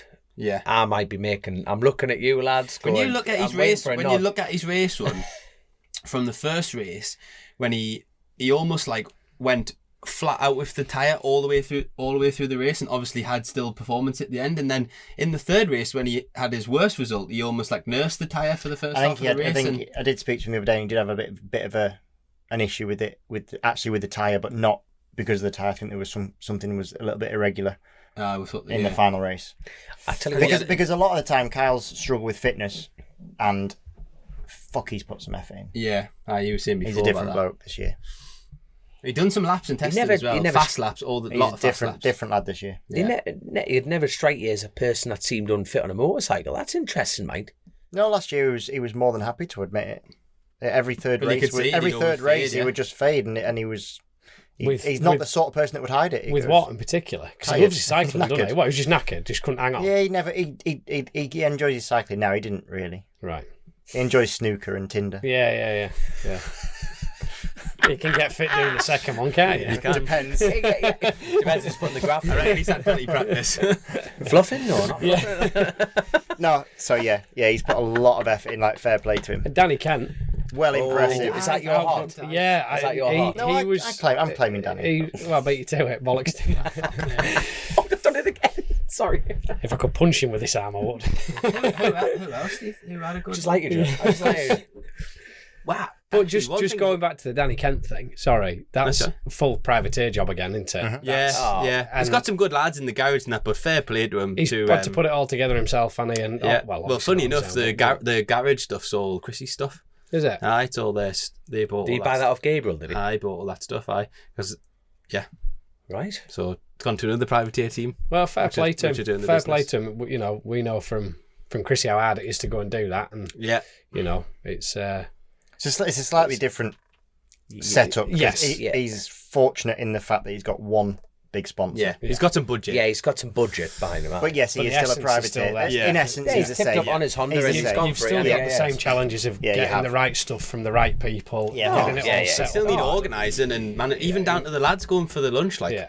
they need to eat and stuff. There's lots of organising. I mean, you've got Ian who works for you. He does like a lot of that stuff, doesn't he? And like you can see that it runs really smoothly, and that people probably don't think about that sort of stuff. But like every washing up liquid for the lorry, Yeah. like he was doing. But he was just sort of there's chipping lots away, goes wasn't he, into it. over the weekend? Just chipping away, and then The thing that was impressive with Danny is he's generally in his BSB time needed someone in sight to do his laps. chase. Yeah. Yeah. And he was doing, even in Spain, he was doing a lot of stuff on his own. And when you sort of see that, you sort of have half an idea that actually he feels comfy. But you wonder as well if he's in that environment again where there are no expectations, because he hasn't signed a big contract with a big team where. Oh, fuck, He's you know, certainly I've surrounded by signed family, isn't he? It's these So I'm brothers surrounded in by there, people racing. Brothers there. racing His brother's as well, racing isn't in the he? Stock Stock Kieran. 600, yeah. Is it Yeah. Stock 6? Stock 600, Stock yeah. 6. Yeah, Kieran Kent. Yeah. That's right, yeah. It's a very different environment to be in, isn't it? So you know you've got definitely. a happy rider, haven't you? He was impressive. Anyone like Oh, they're all. yeah. I mean, Ryan Vickers was he a top 10? Yes, he had a broken scaphoid. Yeah, he did, yeah. Yeah. Just had it done, He hasn't just had a screw put in, but that's impressive. And they But made- there's stuff you don't think about, do you? Yeah. You don't know. And they're but in he? So would you class him as hot or not on the first round? Because I actually think... I can't judge him because I don't think he's had a fair crack at yeah, it, but fair play. I wouldn't put him in there. I think disappointments for me would have been O'Halloran. Now he'd probably punch you if you heard you say that, but I would have I don't know if I just thought in my mind I thought He's going to set his stall he would out. start out being the Yamaha's good there as well, isn't it? Yeah. Like the Yamaha's good. And I thought, he might He's have always won a one. He's been a front runner, like, you know, in that kind of who's going to go well straight Yeah, out the he's still box. He's finishing fourth, always like. going to be in that camp, isn't he? Yeah. You don't know if he just decided to have a little bit of a change of tack where It's a long season, isn't it? it's a very long season. And, Yeah, and yeah. rather than Different. risking He's anything, basically had just, 3 years where he's won everything until But it's the a last different 3 type rounds. of season yeah, now like- as well, isn't it? It's not a showdown in the traditional format. It's Yeah. Hey, we're talking about the showdown as being traditional. Normally, how weird is that? But yeah, it's a totally different. I can't even remember what the points thing is now, but it's not the same. It's very No. different. Like double points here and there, and when you get to the end of the year, and all basically that. it ramps up. Yeah. So you get to the end of the year, you win more points. So it's not. Yeah, that's different as well. So that might change people's approach. But I thought I would have had him down before the weekend certainly for like a rostrum. I don't know really who else you would say. What about your not, Joe? how? In what sense? You had your hot, who is Danny Kent, Yeah. who was your not What that I'm disappointed yeah, didn't gutted achieve for, what gutted they for, did. yeah. Well, not including me. Damn it, We've covered that. Yeah. Mine was him. Probably Lee Jackson, Yeah, But they because changed. he ended the season so strongly last year, and I know they've gone to that other swing arm, haven't they? Which But that's what. just, Yeah, he that could have hasn't been it, gelled though, with, couldn't and it? I don't know. I just felt bad for the lad really, because I know that I think we all know he's capable of 100%, better than that, 100%, and we yeah. all expected to see him at the pointy end, and he wasn't through no real fault of his own kind of thing. You know, it's just one of them, and I'm not sure, worried. like you've gone away and you boys have worked on it, haven't you? I'm sure that's going on. They'll with- be doing with- the same, with them, yeah. but yeah, it was sort of. It's not disappointing the right word, but you know, you just think, wow, fuck. We Yeah. sort of expected you would and like thought, this, you know, yeah, definitely. nice lad. So yeah, that would have been my not. Indeed. And I've got my answer. Are you ready? Go for it. Franco Bourne. Yes. Oh, Yes, yes, yeah. Oh, Stock. absolute To be weapon. fair, how he wasn't rider of the weekend. Thank you, Christian. Yeah. Yeah, excellent. I was ride, actually really disappointed when I saw, not because it's Josh Brooks, but Yes. anyone but Franco Bourne Yeah. without having that. Like, I mean, Even that was Josh, wow. even Josh Wasn't it? Brooks would have turned around and gone, give it a Franco But ball. right, That was- okay, just so let's not just first run on a stock 1,000 in full race trim, right? So last year he finished second to Max Cook in the stock 600. Yeah. On a Who- 636. Who was a worthy champion? Of course, yeah. Yeah. Oh, very. So Max, just Max, Max has just gone up nice. to Superbike Yeah. as Lee's teammate. And yeah, I always try and watch the other classes and stuff, and I was like, Who's this kid? but then you look at the lap times, you go, you know, like, Wouldn't he have been Fuck. 13th in the Superbike? so my best lap in the last race was what lap times were they? 50 something. I can't even remember now. Whatever it was a something point. 53s, 52s. Okay, so 52s. 53.58 was my quickest. Dan Linfoot's quickest in super stock was less than a tenth slower than mine. He got a new lap Now- record, didn't he? Yeah. But Linfoot got the lap Class- record. Yeah, class So, lap record. but the one thing that we haven't discussed since, like, we haven't, like I said at the beginning of the show, we haven't been together in a long time.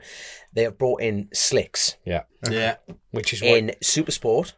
And also, you were telling me that you can have that in blipper down systems, but we're not going to talk So about we saw that. lap records in super stock, super sport. Yeah. Don't think we saw one in Superbike actually. No. Don't think we did. No, we didn't know. Not a lot So- changed, I suppose. But like you say, when you're talking about a tenth, is that because of Yeah, the I slicks? did 53.58 and Dan did 53.62 or something. It's less than a tenth. Bloody hell. Outstanding. So then they sort of get to the point where I don't know if anyone's. Wonder people look that closely, but then like if you're a Superbike team thinking, why do I spend all this money again? Well, that's half the That's issue, the isn't question, isn't it? You know, it's But then they go to Alton Park test the week after. And then- I wasn't there, but they're like 3 seconds off. Yeah.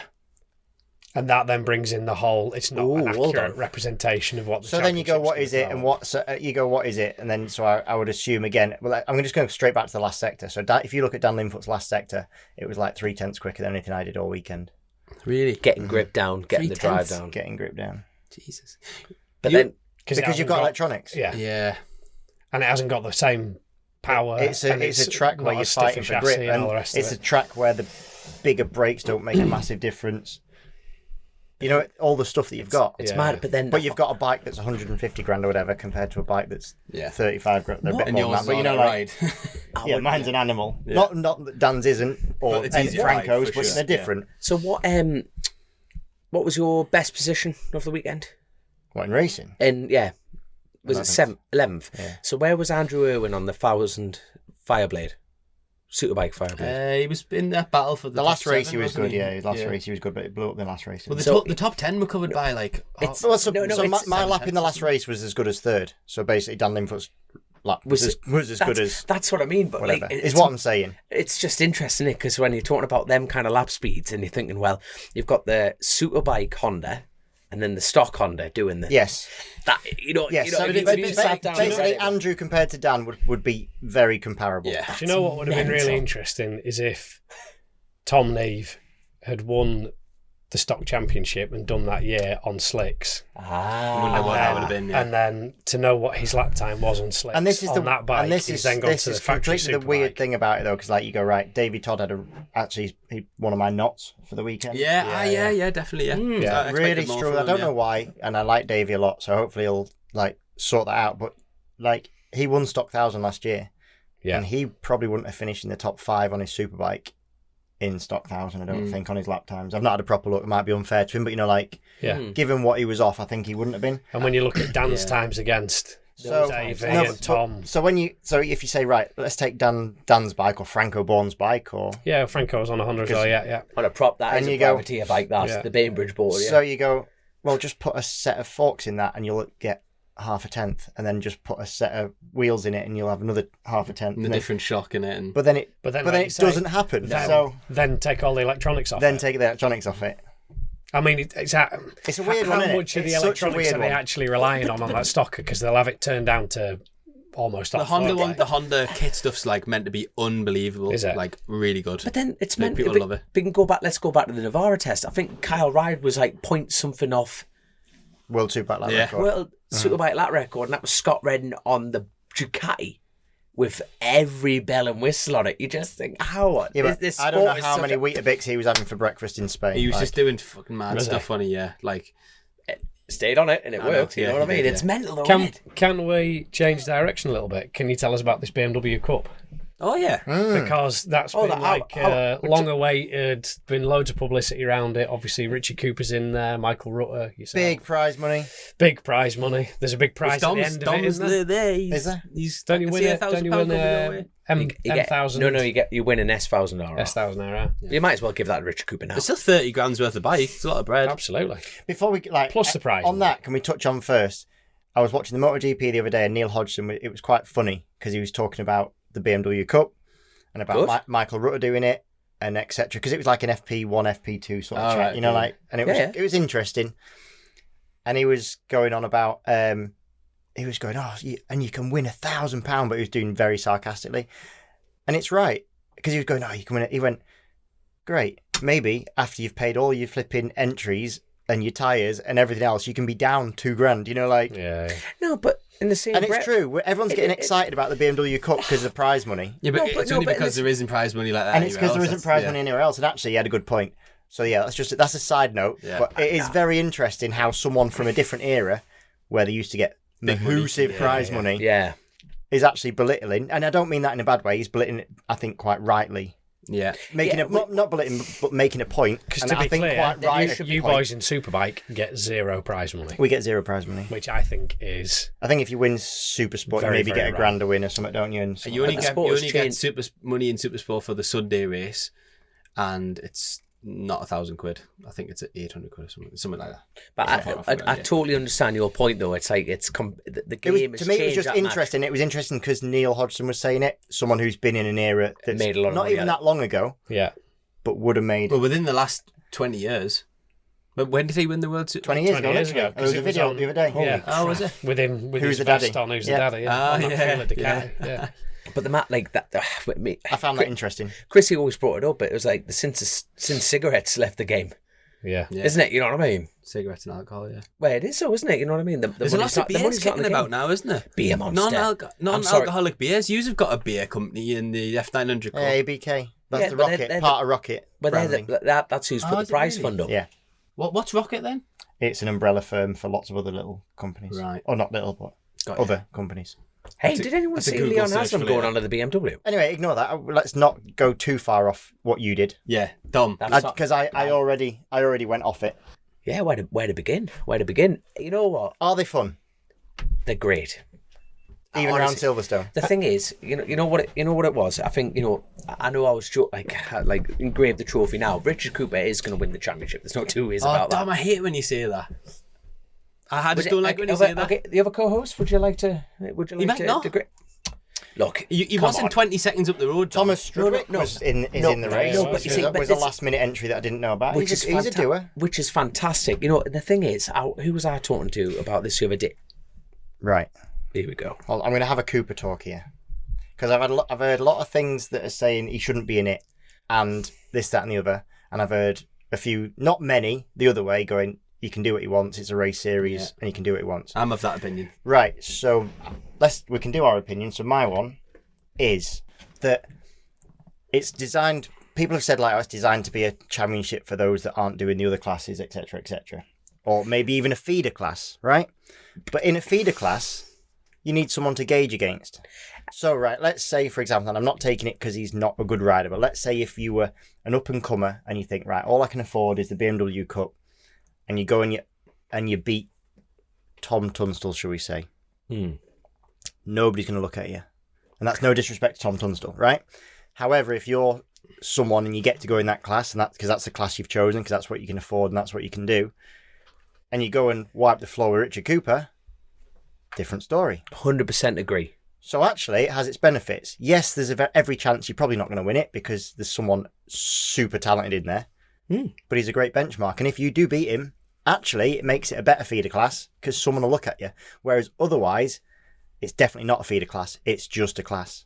I tell you That's what, my opinion. No, I totally agree. The thing is, a lot of people have stipulated where what it's meant to be. It actually hasn't been written down. What is it meant to be? Yeah. No one is. It's a race class. It's whatever you want it to be. It is. It's a supported series. Now, and I brought this up earlier. There's only 2 major classes on the BSB calendar: BSB and British Supersport. Stock 1000 is a support class. Moto 3, everything, the Talent Cup is a support class. Everything's a support class. This is actually labelled as a support class. So they haven't actually put any stipulations or rules of who can and can't enter. There's only ever used to be 3 British championships. So if you win Stock 1000, you're technically not a British champion. You're a national champion. Yeah. So is it Moto 3 as well then? Well, it used to be 125 Moto 3, but I don't know if the British Talent Cup now replaces that. I'm assuming it does. Yeah. But you wouldn't speaking in a room full of racers, you wouldn't class that as a British title, would you? One class what? British Talent Cup. I would if I won it. The British Talent Cup, you would, yeah, 100%. Yeah, you would, because it is a British championship. It's not a national championship, but it always used to be those were the 3 classes. Let's face it, everything to Superbike is a support class. Yeah, Superbike's the main event, but if you win Stock 1000, you're a British champion, in my opinion. Yeah. No, 100% agree. 100% agree. But yeah, but with regards to the F900 Cup, whatever it's called, that was my thought process on shouldn't he be in it. I don't know. Totally agree. But if you beat him, that's great for the person that beats him. If anyone beats him. If you went out there and started handing it to Richard, you would get people looking at you even more seriously. It elevates the whole class, in my opinion. That's why it's good. Oh no, if we're going to use an example, and most of the people that are sort of like upset because he's in because they're not going to win it weren't going to win it anyway. Yeah. Which was my point on the internet, which started a massive fight. You know, the guy you should know better. The guy in 12th who's moaning because he can't win it because Coops is going to win it needs to moan about the other 11 because it's a bit of an issue. I couldn't agree more. But you see, ten. the fact, like, I'm not very good at maths. Like Strudwick's in it. You know what I mean? But you see, there's I really like this. Is the thing. I hope people have seen Cooper in it, Strudwick in it, and Rutter in it, and gone, actually, I want a bit of that. Because there's a lot of people on the sidelines with a huge talent who can't afford to go racing, even stock 600 or anything like that. And you think, well, now that the bar doors have been opened, hopefully that invites more people in. I don't think you're being fair on yourself as well, though, because you were boxing with them, weren't you? No, well, so you need to give yourself some credit as well, mate. I was 0.3, but and I've told I was 0.3. Won't take it, will I? No, but I'm giving you a compliment, mate. No, but the thing, Chrissy, when this got announced, funny enough, Chrissy talked me into doing it. Chrissy was actually very abrupt, and we all know Chrissy, and he wasn't, he just let you make your decisions and he would support you with those. But he was very, very abrupt with this, and he goes, "You need to do that." And I'm like, no, I want to focus on the TT. And he's going, "Why aren't you doing it?" I can't afford to. And bearing in mind, he's running his own superbike team. And it's just... He's just proved you kept there's a wheel. Well, no, you know what? He's like, what are you on about? He's equated because you can only use 4 tyres a weekend in the dry. All right. 4 sets. 4 tyres? 4 tyres. Oh, so 2 fronts, 2 rears. Yeah. Holy fuck. So Or one front 3. Could you do 1 front 3 rears? Oh, 3 rears? I'm massively messed up. I didn't know that. I didn't realise that. I thought it was 2 sets. No. I actually thought it was 4 sets, but... Yeah, 4 sets. No, but you can only use 4 tyres a weekend. So it's the same 4 stickers. Yeah. 4 stickers. I messed up mine, for my first one, because I went out for qualifying and read I was like, oh crap, I've got to have a sticker on. That tyre Oh, you did a sticker on twice. Oh, no, that front tyre did the Donington test, the Silverstone test, and then... So then you put a sticker on one of your allocations on a used tyre. On a used tyre? Dope. Is that the same for wets as well, then? No, you don't put stickers on You don't put stickers on wets, but it's on that side of things. But Chrissy worked it out. I think the price has gone up a little bit since then, but Chrissy worked it out with as he did, and within seconds, he worked it out with just over $5,500 for the year in tyres, which is still an obscene amount of money. But when you think Chrissy... that's actually better than I thought. Yeah. I thought it would be more like 8. Chrissy worked it out. I think he was spending, I'm looking at Grace here on the side, she may not know either, but I think he was spending $4 or $5 in tyres alone. A weekend. weekend. Super bikes. Oh, Is that I don't know exactly, but no, roughly. You know what I mean? But When you we think- have Thankfully, I 7. don't pay the bills. No, yeah, we have 7 sets of rims yeah, in constant use. So There is never a set of rims without a tyre on. If it doesn't rain, you don't use wets. But there we are. a But lot when of you, money. but that's the difference. You know what I mean? When you put that Yeah. tire like side of it, but like Chrissy was just like, you need to do that, and I'm very, very grateful that Coops is in it, Strudwick's in it, and I hope more come. Nicky And Rutta's in Coates, it. he's Nicky a hot Nicky enough. Coates, He was yeah. a hot. Nicky Coates Aye. was on it. I Same thought with he his was jump great, yeah. starts.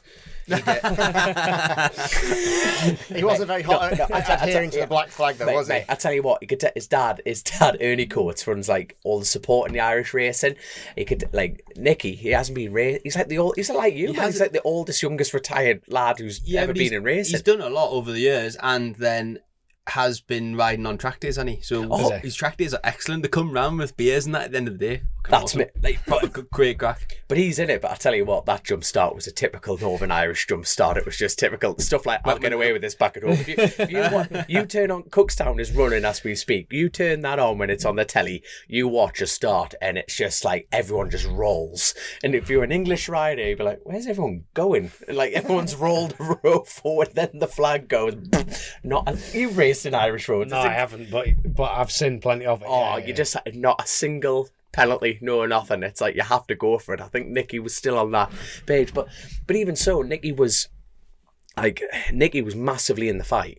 Massively. He was strong. Yeah, I sort of thought he'd be thereabouts, but I don't know what I thought. But I was surprised when I seen it. But like, If that makes sense. but Chrissy, like even going back, like what Chrissy was saying, it was like, look, you need to do that to learn a skill set and like get yourself faster, sharp for the keep team yourself seasons, sharp, and yeah. it'll keep you safer on the roads. And totally agree on I that. do think that class has opened up the possibility of racing within the BSB paddock to a whole new world of people. 100%. Like I went and had a wander around that part of the paddock, and it's very different to other parts of the paddock, and it's quite. I quite like it. Yeah. It's a bit club-esque. It feels a bit. Very club-esque, but I mean that in a nice way. I mean that in a nice way. Yeah, of course it is. But the thing is, people at that, the lower end budget, which we're at, you have to step up your game. Yeah. And even going back, like what I'm grateful for having them fast lads in is it is going to drag the pack on. But it's going to be, for me, we were just talking about Silverstone. The next round is going to be even more interesting because Alton Park, there's a lot more dirty secrets. There's a lot more hidden time. Silverstone, you can get in that tow, you can like learn very, very quickly in that regard. But you get someone of the caliber of, I don't know how much Strudwick's done around. He's been in Spain for a while, but he has raced at all the tracks. But then not as fresh as Cooper, for example. No. No, but it's they're going to be the. I don't think that. I personally think Alton Park's going to open up. I bet it's mint around one of their. The bikes are mint. I think if you want to get racing in the British paddock, it is the perfect way of doing it, 100%. But I think when we get to Alton Park, I'm not sure if that that Moto 3 racing's going to change. I hope it does. I think they like Moto 3s. I rode one at Brands last year, and it's like a heavy Moto 3 with straight bars on it. Yeah. Real fine window. Anything that's underpowered is going to generate racing. That's But the thing, it's like a posh CB500. Yeah. That's Good way of exactly putting that is 100%. exactly the right way of putting it. And to be fair, the way you've put your point of why you think that Cooper being in there is a good thing 100%. is very, very valid, and it's made me look at it slightly differently. So I appreciate that, because I was on the bandwagon of I don't think it's really a sensible fit. But then they've got to do it to make it like a credible championship, because otherwise they get a grid full of club races, don't they? So they've got to do it. It's still the British Championship, and Stuart Higgs and his team have worked really hard to produce a championship that's a successful business as well and taken seriously. And they can't have a support class that looks like. No, exactly that. So that side of it, but then on the flip side, the argument against it, and unfortunately, poor Coops is the one that gets a stick for it. Yeah, he's had a lot of stick. No, and I don't think it's fair to give him the shit, because he's not the one.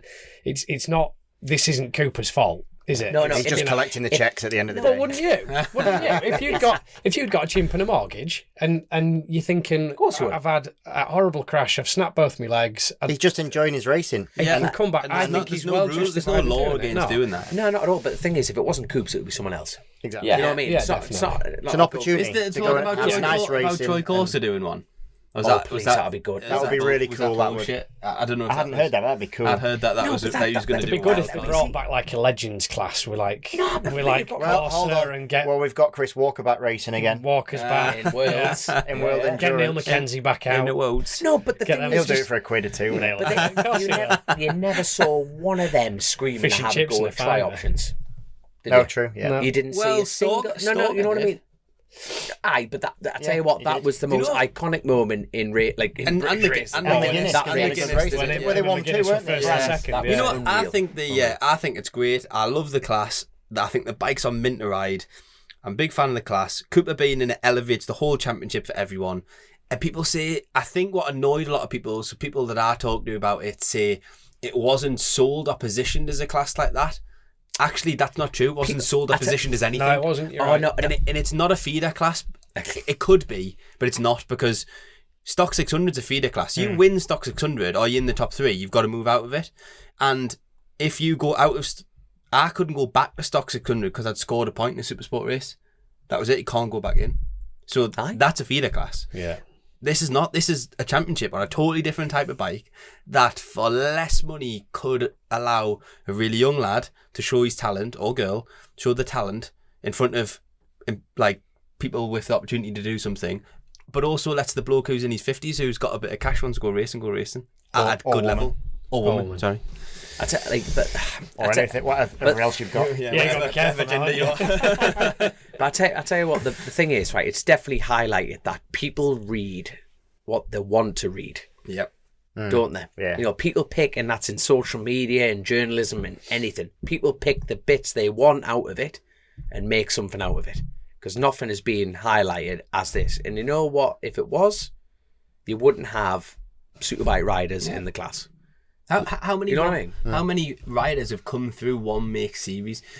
Okay, the R6 Cup was a slightly different thing because you paid your money and the bike was there and everything, but there's been the R1 Cup, the R6 Cup, the Triumph If you Triple take the Challenge. if you take the riders from the R6 Cup alone, like Oh my, some that doing was it. some Yeah, racing. That like- wasn't it? Yeah, but Yeah, but the lads riders, have I gone mean- on to do Yeah. big things, haven't they? Like Billy. Did you do it? I didn't do R6 it. Cup? No, that was before me. Yeah. But like, There was like well, lots- Cal did say, it. didn't Cal do it? Yeah. Cal did it, Yeah. and Hopefully that Tommy this Hill BM did it. turns yeah, into Tommy Hill, yeah. or was Adam. it? Maybe he did the R1 Cup. That No, Tommy No, he Hill did did the it. R- He he beat did Cal R6 Crutchlow yeah. that year, didn't he? And got Did then he got the Adam Jenkinson. yeah Jenko, He was good, wasn't he? Billy McConnell. Billy. Pesky. There's a lot. Anyway, Yeah. the point is, there's been that. There's the Harley Davidson thing. I mean, did anyone think the Harley Davidson thing was a feeder class? No, but it was fucking great to watch. Yeah.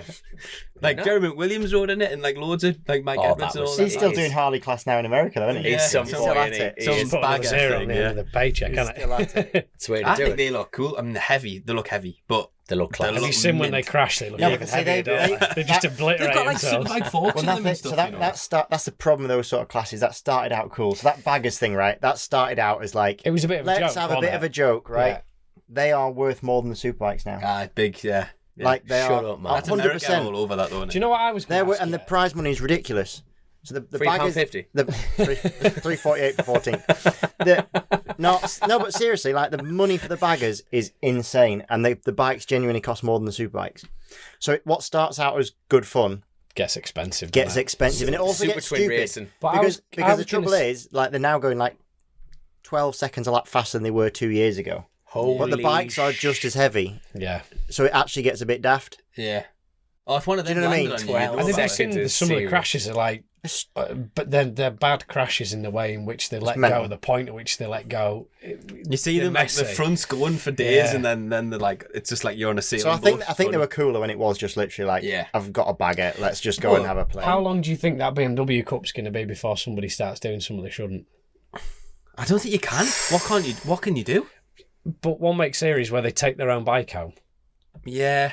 But This is I motorbike don't know racing. This is subscribe not- to that though, because I hate when people say they're cheating, they're doing this, their bike, and you go and look at their bike, and people who've been around racing long enough, you go, that bike's prepared. It's mint. just prepared. When you well, go to yeah. Dom's house and Dom's like fettling, making things because you realise a couple of things didn't quite work and you'd made the mudguard work and all this stuff. Like people who put time and effort into the bikes generally have better bikes. No, but How are they they're not controlling it cheating. all, though? Oh no, but the way it's controlled in an engine way is they're not sealing them or anything like that. But Steve Plater has a controlled ECU, and he keeps that ECU for the entire year. So when at the end of the race they select random bikes, pull them up onto the dyno, power run it. If it's not reading the right figures within the ballpark, they'll put Steve's on, and if it goes off from there, You've done something. you've done something to it. Now, that's a great way of doing it. But you know what's interesting is race bikes, especially when you buy race bikes in this country and across the world, don't actually sell a lot. You know, No. people aren't buying Fireblades, people aren't buying Ducati V4s, you know, people aren't doing that kind of element of it. But people are buying touring bikes. Now, when you start building touring bikes, the quality of engine goes down in the manufacturing. I'm not talking about shit, but you've got It's less more power, mass bigger produced, tolerances, you know what I mean? Your springs and your valve settings are totally different.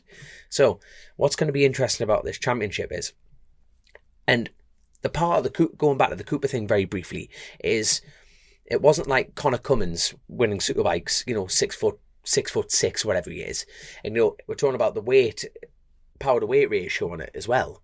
Now, with a touring bike, every engine has a massive tolerance difference within themselves. So you're going to get a good engine and a bad engine. There's an excuse for Dominic Herbertson part 1. But what was interesting, when you talk about like the Boxer Cup, now, traditionally, especially in our game, even in motocross and everything, the newer the engine, the better. Everything's tighter, the tolerance is smaller, and you produce more power with the combustion. But with touring, you want to free everything up. So lap times are going to get stronger and bikes are going to get freer and freer and freer. So this is my theory. Rutter, argumentally, being the heavier lad out of Strudwick and Coops, is on the faster bike. If you look at the speed trap times, right, you know the lads who were down in 14th, 15th, 16th were doing 7 mile an hour quicker down the straights. Name me one rider there that was coming out the corner harder than Richard Cooper. Let me answer that. None of them. It's, you know what, that's the argument. But Cooper's bike was 2 mile an hour quicker than mine, which is to be expected when you think corner entry, corner mid-speed, corner exit. And he's 8 stone lighter than us, because I'm a fat bastard. But, you know, when you talk about those figures, and that's going to be interesting in itself. And I think, you know, that tolerance is going to be so hard to control, but make it better in the long run. Now, you're talking about bikes getting, with the R6 Cup, all the bikes were taken home, keys were chucked, and you had to get on different bikes each time. That's what made me raise the point, is that they can control it so much, can't they? But you are giving those bikes the free rein to go home. And people are always looking for a way But you to can do control it, something, can't our bikes come home with us? Or not with me, but yeah, and that's what. But what's good though is the fact that the bikes are going Just, home. you'll never stop cheating either, will you? Though. No, and that's it's just. Or there's a difference there's a difference between cheating Bending the rules. and not even bending the rules, but reading the rules the right way. Yeah. But I think that happens more in sport now. Yeah. I don't think much cheating happens Look these at days. Red If Bull you any of the MotoGP stuff, like all the real clever stuff that comes through, there's always that's not allowed. They've found a loophole. Someone to do it. someone goes, that's not allowed, and then actually the way it's written in the rules, Yeah. If you did it this. is allowed. Yeah. But it's not. But it is because it's written in the wrong way. But you've gone back to the banger thing, which is the perfect side of it. You know, obviously it's got out of hand, like you were saying, on the financial scale of it to build a superbike, but it's 12 seconds quicker. What's good about this F900? It is the first year. It might be totally different next year. Now, the fact that people are taking bikes home, and what I'm really impressed with is, in that F900 Cup, we can speak to BMW. So, you know, if there's any change, like at the moment, we're catching engine cases. You know, so that's going back to R&D to change. You know, like even a couple of price changes. You know, things that are going to the public market. Yeah, so Yeah, it's retail- development. yeah, there's retail prices or some development stuff. class, Yeah, but yes, that's what's going to make it better in Yeah. the long run. You know, it's going to be, well, are these bikes going to be better doing this and doing that? And it may even get to a point of valve changes, valve checks before race meetings, and it's evolution. And like you say, if you can take The manufacturer will want to know course will. what you'll know from the work, your 9 to 5 Monday to Friday job, and I know from mine that they'll take data from all of that. You know, Yeah. That's a golden opportunity for them 100%. to get so much data and information on those engines, on the chassis, that'll go into the next model or into the revisions that they start doing for the current bike. It's ultimately a marketing exercise for them, though, really. Yeah. And it's a smart way because they're getting It's everybody mint. else to pay for it. Yeah, I was going to say, because it's not costing them anything, is it? Yeah. No, but what's good though is the fact that you had everyone in that race. It was like the front five, and then you had it was just an axe murdering fight. It was mint. I like the setup of the heat race, and that's cool. It's a bit hard to follow. Yeah, I at didn't first. struggle with it. But it's cool. I didn't It's follow different. it, to be honest. And then you pick your grid. The first 2 rows pick their grid slot, don't Yeah. they? Like out of motocross out of Yeah, Oh, is it really? I didn't it's actually full know that. Supercross style. It is good. It is good. Oh. But it's going to be. It's for me. I'll tell you what, because I haven't done all the circuits. Which track's going to definitely split the grid? In your opinion? Alton. Yeah, Alton, Cadwell. You're going to Cadwell? Not sure yet. No, as in the championship. The championship goes there, but Yeah. They are. Yeah. Yeah, Alton, Cadwell. Yeah. I think Thruxton will be awesome on them. You'll go well round Thruxton. Because that'll You'll be go pure. well round Because that. it's like Moto3 racing, I think it'll be pure Drafting. mega. Just be drafting Because everywhere. I think you'll just shut off in 2 corners and everywhere else will just be flat. epic. But like drafting round there, it's Just just flat. like that was the thing about the bike. Because unfortunately, the 2 Smith lads, if any, Nicky Coates or the Smith lad, were arguably the people who've stepped up. You know, that feeder element that we're briefly talking about. I think if anyone's going to be able to take it to Coops, it's the Smith lads. Honestly, believe that. what about Dominic Herbertson? Oh, he's getting a Miley Cyrus from me at one point, but it's no, but on a consistent element for a championship, you know, it's gonna. Oh my god! But it's just get the red out. No, like the Smith lads. But I'm thinking about Miley Cyrus naked on a Dragon Ball now. It's totally gone off this one. But it's so crucial to have the draft because one of the Smith lads went down in front of me. I had to hit the brake and I lost that toe. And even the lads, Strudwick and Coop said, like, not in the same room, separate times, you can't do the 1 minute lap without a toe. No. You know, and there was only like 5 of us doing it, and that was the front 5. Do you think if you'd have just lost that toe and let a little bit of a gap come in, you wouldn't have recovered? You were depending on that toe to keep you with 100%. Yeah. And like I was 0.3 off Coops on that record, but that toe was so crucial to it. Actually, Chrissy's spotter, Kev Pinder, he got on the phone, and it was actually it was a huge reality check for me because he was looking at figures and going, why? He's very factually driven. He's going, well, why did you lose the toe and stuff like that? I said this and that. I set the fastest sector in sector 3, and this is what I'm learning because he's like, well, how did you do it? And I'm going, I have no idea, but I didn't lap 10, and at that point I was totally by myself. Then my ideal, I can do the lap by myself, but it's learning to control myself as a rider to construct it. Yeah. This That's is the sort good of- thing about that This class. is what I'm learning. And putting you in out of your comfort zone a little bit, which is a Massively. good thing because it's putting you in a situation and in a racing environment that you're not familiar with. And I think, to be fair, mate, you held your own. I tell you what, What was good is the first race when we were having a pint, you weren't drinking. I was having a pint, you were not drinking. It was on lime and soda. Lime and soda. That was it. You even said you were like, I got bullied a bit on the first race, and you did a little bit.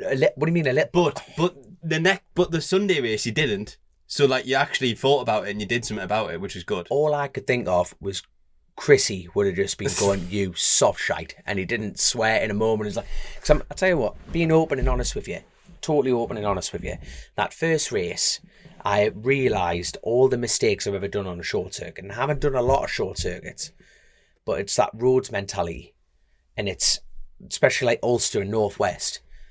You go in and you go, right, let everyone settle, then go. I did that in Heat 1 and I got murdered for it. Like I dropped from I was like 5th in the first heat race and I dropped back to 12th. And I went, what have I done?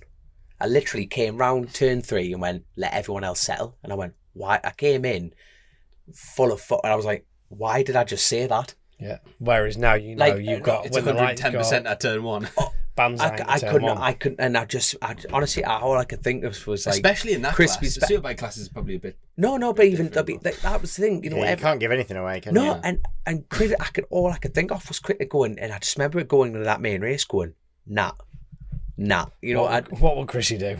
Drill him into turn one. It would, and you know what? I just had to go. You know, and I learned. You know, I could have gone round there myself a million times, and I wouldn't have learned more than what I did with that BSB experience. Yeah. You know, that's what you wanted. You wanted racing laps. That's what you said you were doing it for. Oh, Christ! And the bikes aren't like super complicated, so you can just concentrate on riding. So it's perfect for you. I think there's such a. And you finished fourth. So yeah, fair play to that's him. not shit. Just need one more, then the next one. Then well, we're going to say that's like the first loser, but we're going to say it really is. But anyway, right, so we've gone through your job. You're back on the airwaves, my man, with World Endurance. Yeah. Let's talk about that, my man. Let's talk about that. Yeah, well, back in the hot seat. I stepped in to do that commentating for World Endurance last year, which was thanks to Chrissy, to be fair. He'd had a phone call from Eurosport, and he rung me and he said, do you want to come down and do it with me? You've been there and done a bit of it. You know what the boys are going through. So I said, yeah, fucking hell, I don't know if I'll be any good at it. And to be fair, it's hard. It's a completely different gig to...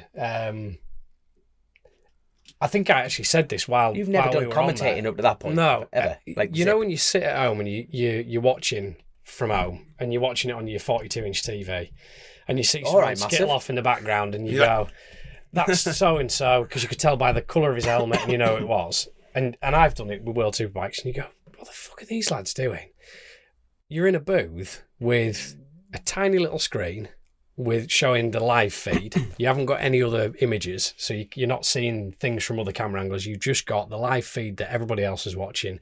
You've got live timing, and then all over the walls there's paper notes on everything.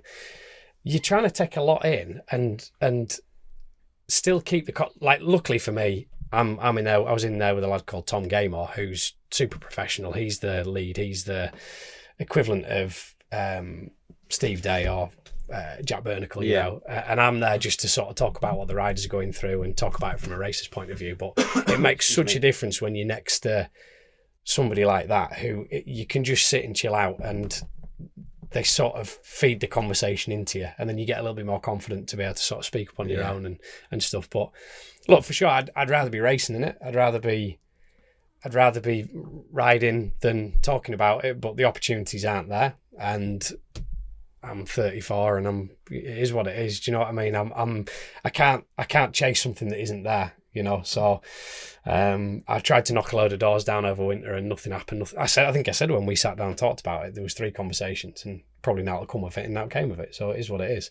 So the next best thing is to get an opportunity with Eurosport. So yeah, it's cool. I got to start the race and finish the race and all the bits in between as well. Fucking hell. You did 2 hour stint, then 3 on it. Yeah. Did 2 hours, 3, and then an hour. Yeah. Maybe not that many 3s. Yeah. No, you were right. There was about an hour and a half. I watched nearly all of it. Did you? Shut up, man. Did you? I did, yeah. I was glued to it. It was a little bit... Are you not doing anything there? No. Hold on, was this the 24 hours of Le Mans, yeah. Your child does not sleep. Well, it was my first night with Toby alone. Nicola had gone out on the piss, so it was like my first night. So like, I watched. So I was like, oh, Le Mans starting. So I watched it, and I was like, you're trying to wake Toby up straight away. Like it was absolute like carnage to start with. So last year, the Suzuki bike went down on the first corner. Well, last year after a nudge, Bradley Smith got whooptished, absolutely ridden to the back of, made quite a mess of him, to be fair. All year, the factory Yamaha, the Yacht team last year really struggled to get off the line. And from talking to Claudio Corti, who rides one of the other Yamahas in the Superbike, if they leave them in gear and try and start them from the Le Mans style starts with them in gear, they don't want to turn. So they've got to leave them in neutral, start them in neutral, then put them in gear and go. And whatever they've done over the winter, they've obviously fixed that problem. So we were thinking, well, everyone's just watching the Yacht bike to see if they get away. Do you normally start it in gear then? Yeah, normally you leave them in first, jump on them and go. Oh, right. But yeah, everyone was just sort of, is the Yacht going to get off the line? And then that little first right kink, the factory Honda went into the inside of the factory Suzuki and just obliterated the bike, didn't it? There was Yeah, just nothing completely. left of So it. was that Cartwheeled was it. that them out then? No, No, they there's no got such it. thing as out. You can get it going, but you're They got a it million back, laps down. but yeah. it was I a mean, it lot of laps cartwheeled. down. It cartwheeled. Yeah. It was 19 laps down by the time they got That it was out. it, yeah. But considering how, That's not bad. That How many- only 19 laps. Considering Well, how there was a bad- safety car, wasn't there? yeah, there was. There was a But safety car right considering at the how beginning, bad which the sort of bike went to was, the like FM, there wasn't much left of it. No. Holy shit! Nearly that- nothing left How of did it. he get it And- back then? Because you've got to get it back under its own steam. You He don't. was- he- No, you don't have to get it back under its own steam. It can get He- taken Because Dan back. Linfoot crashed his bike in the night. They had to drag and it out the gravel, got didn't it. they? Yeah, they dragged it out and But recovered Greg- it back. Greg was able to ride Greg that rode it bike back. If you looked at it, like the rear wheel was fucking square, Yeah. and there was a puncture. The handlebar had dropped He off. rode it back. And Yeah. Did he have to do a lap? No, so he got it through the gap in the fence, and then was able to ride it back down the slip road and get it back. But you can't. Jesus. You have to push it. You can't be assisted. So you have to do it on your to own. the garage, to To the. To pit lane. To pit lane. Then you can have two. And then when you get into the garage, you can do what you want. Yeah. And even if Jesus. but you've got to get it back, so Yeah. they can't bring it back on a trailer then. No. Not to my knowledge. No. So Yeah, I'm even not Lin- sure- so I'm they not dragged sure- Linfoot's bike out yeah, the Linfoot, garage. they must have dragged it off the track, They'll have got into it the behind access the- road, and then he has He got has to it get back. it back, yeah. I think But the thing is you that get if it they're back in the by gra- any means.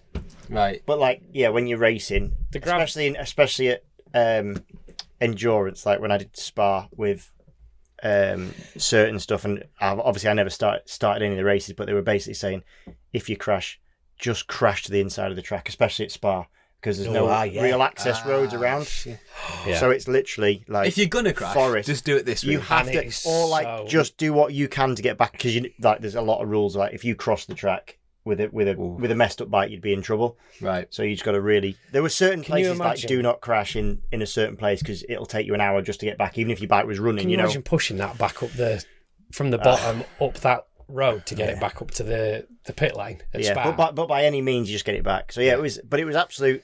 It was just What did you make of that crash then? So basically, the turn one crash was very similar to the Hickey O'Halloran it was, wasn't it? sort of incident that happened Just at the Alton. start of it, except it wasn't on the last lap of a BSB. It was on the It first was lap of a 24-hour Turn one of a race. 24 hour. That's almost worse. And I sat on the fence to start off with because You can't pick sides. no, the camera angles are difficult, and I know when I'd seen that one of Hickey and O'Halloran, it changed what it looked like completely. And camera angles are really, really deceptive, aren't they? So I didn't really want to say Josh Hook on the Honda was out of line, but then there was another camera angle later on, and I thought, yeah, it was completely, regardless of what happened, it was unnecessary to put himself in that position. At that time Yeah. in the race. Yeah, there was no need to react the way that he reacted. Who's on the Suzuki? Greg Black. Greg Black, Who actually doesn't crash, does he? No, he doesn't crash. And He he did an interview not long after it, and I thought he was gonna, because he's an angry man, Greg Black, lovely, Is he? but angry, yeah, He was very diplomatic. when very they interviewed him. diplomatic. You could I tell thought he was what gonna he tear him meant. a new one, but he was Yeah. he was very diplomatic with what it was, given what it just cost them. He looked. It's only a 4-round series, like one crash puts you out. Yeah. Well, they're not Yeah. out because At they the end finished of the race, seventh at the finished end. seventh, yeah. 24 hours and they finished seventh. Yeah, after all that, finished seventh. But you actually score points, so they had already got 5 points for pole, so that helped.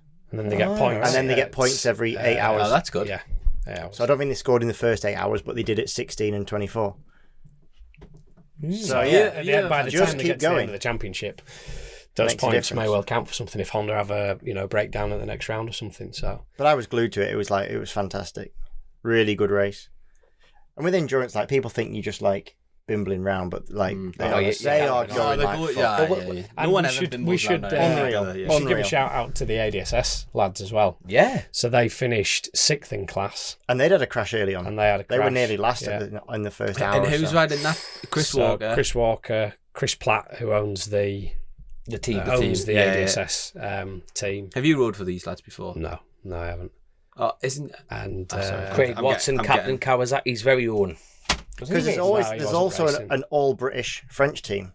oh, and they had Stephen Hill. That was it. Sorry. I seen that. Stefan Sorry, Hill. No, Stefan Hill. there's an all British French team Which in the is the TRT, TRT 27, 27. Which is David Shoebridge, Tom Tom Oliver, Ward. and Tom Yeah. Ward. Yeah, That's And actually a they- really good squad of 3 Good riders. good riders. Yeah. Well, they finished 7th in class and had the same thing. They had a crash behind the safety car. I think David. Loads of slipped people off and- crashed behind the safety car. It Oh, was really? mental. Yeah. Is that cold tyres? Just cold tyres. Yeah. Really? Yeah. The safety car goes so slow. Like, Yeah, it's not like a safety car in short circuit racing where they know you're trying to maintain temperature. it is so It slow. is like This is like it's slow just down. some dude in a Ford Fiesta just like It was a Porsche, wasn't it? With a fucking... Oh, was it? Yeah, it was a Porsche, but he was just... he wasn't going very fast. With a light on the top. He wasn't just opening the bindling along. yeah. But They're all they're doing is filling time until whatever it is cleared. Yeah. They're not trying to keep the race going in a way. Do you know what I mean? It's very, very slippy as well. It's Yeah. not a grippy So there was track. quite a lot of very good riders went down. Yeah. Like the Westies team, they went down. Yeah. One of the I thought- factory is it like Kawasaki a went No down. lean angle, just... The other thing is obviously they run certain teams run different tyres that aren't as good in the cold. Yeah. Like the Bridgestones are known to be horrendous. Even the first lap after every safety car, the Bridgestones were like 10 seconds off what they could do. Because they were just having to Because build the it no up. light. Just yeah. building temperature. And then early Yeah. hours, I think I went back on it.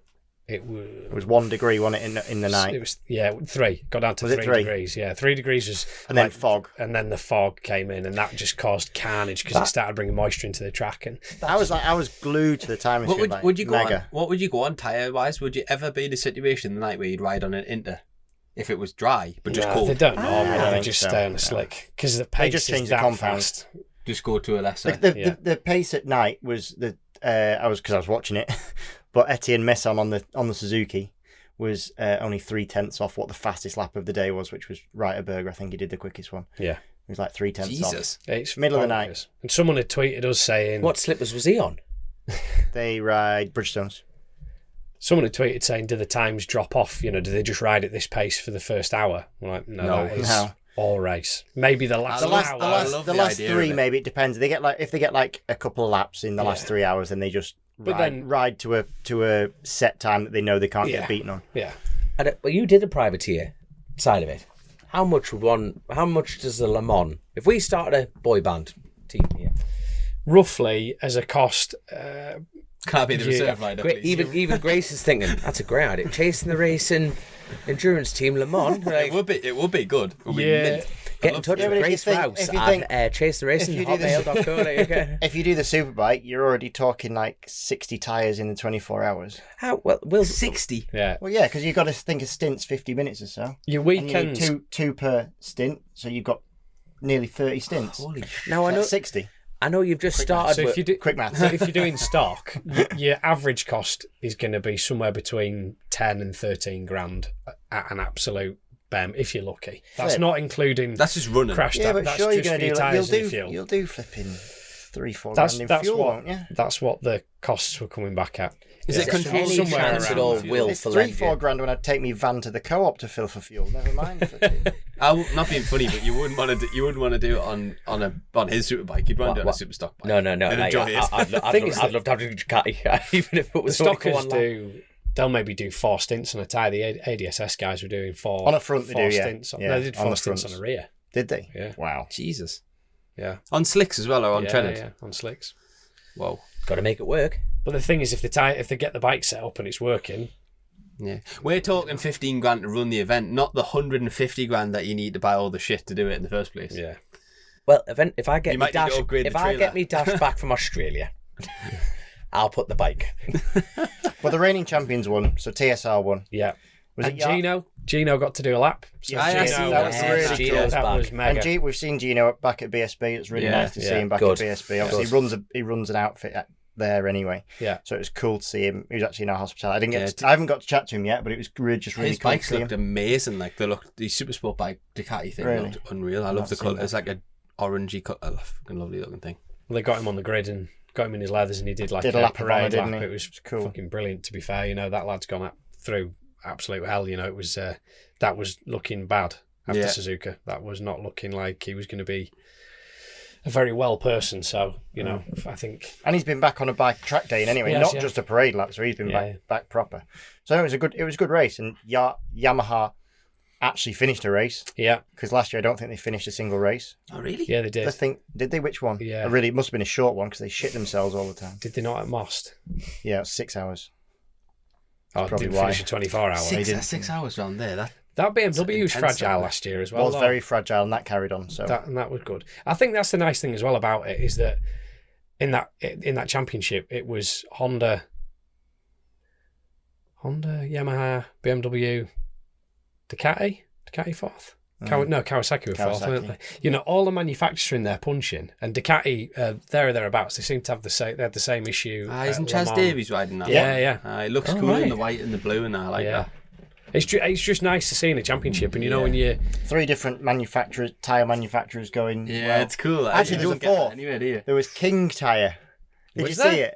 Oh, the King Tyre racing team. I picked it out because I seen, they're in the superbike class, and I didn't realise that King Tyre. I just thought it was like some random sponsor, but it's actually the tyres. and that's what I mean. How easy it is to miss things because you're looking at everything else and you've wanted. Judging by the lap times, you don't want to be racing on King tyres.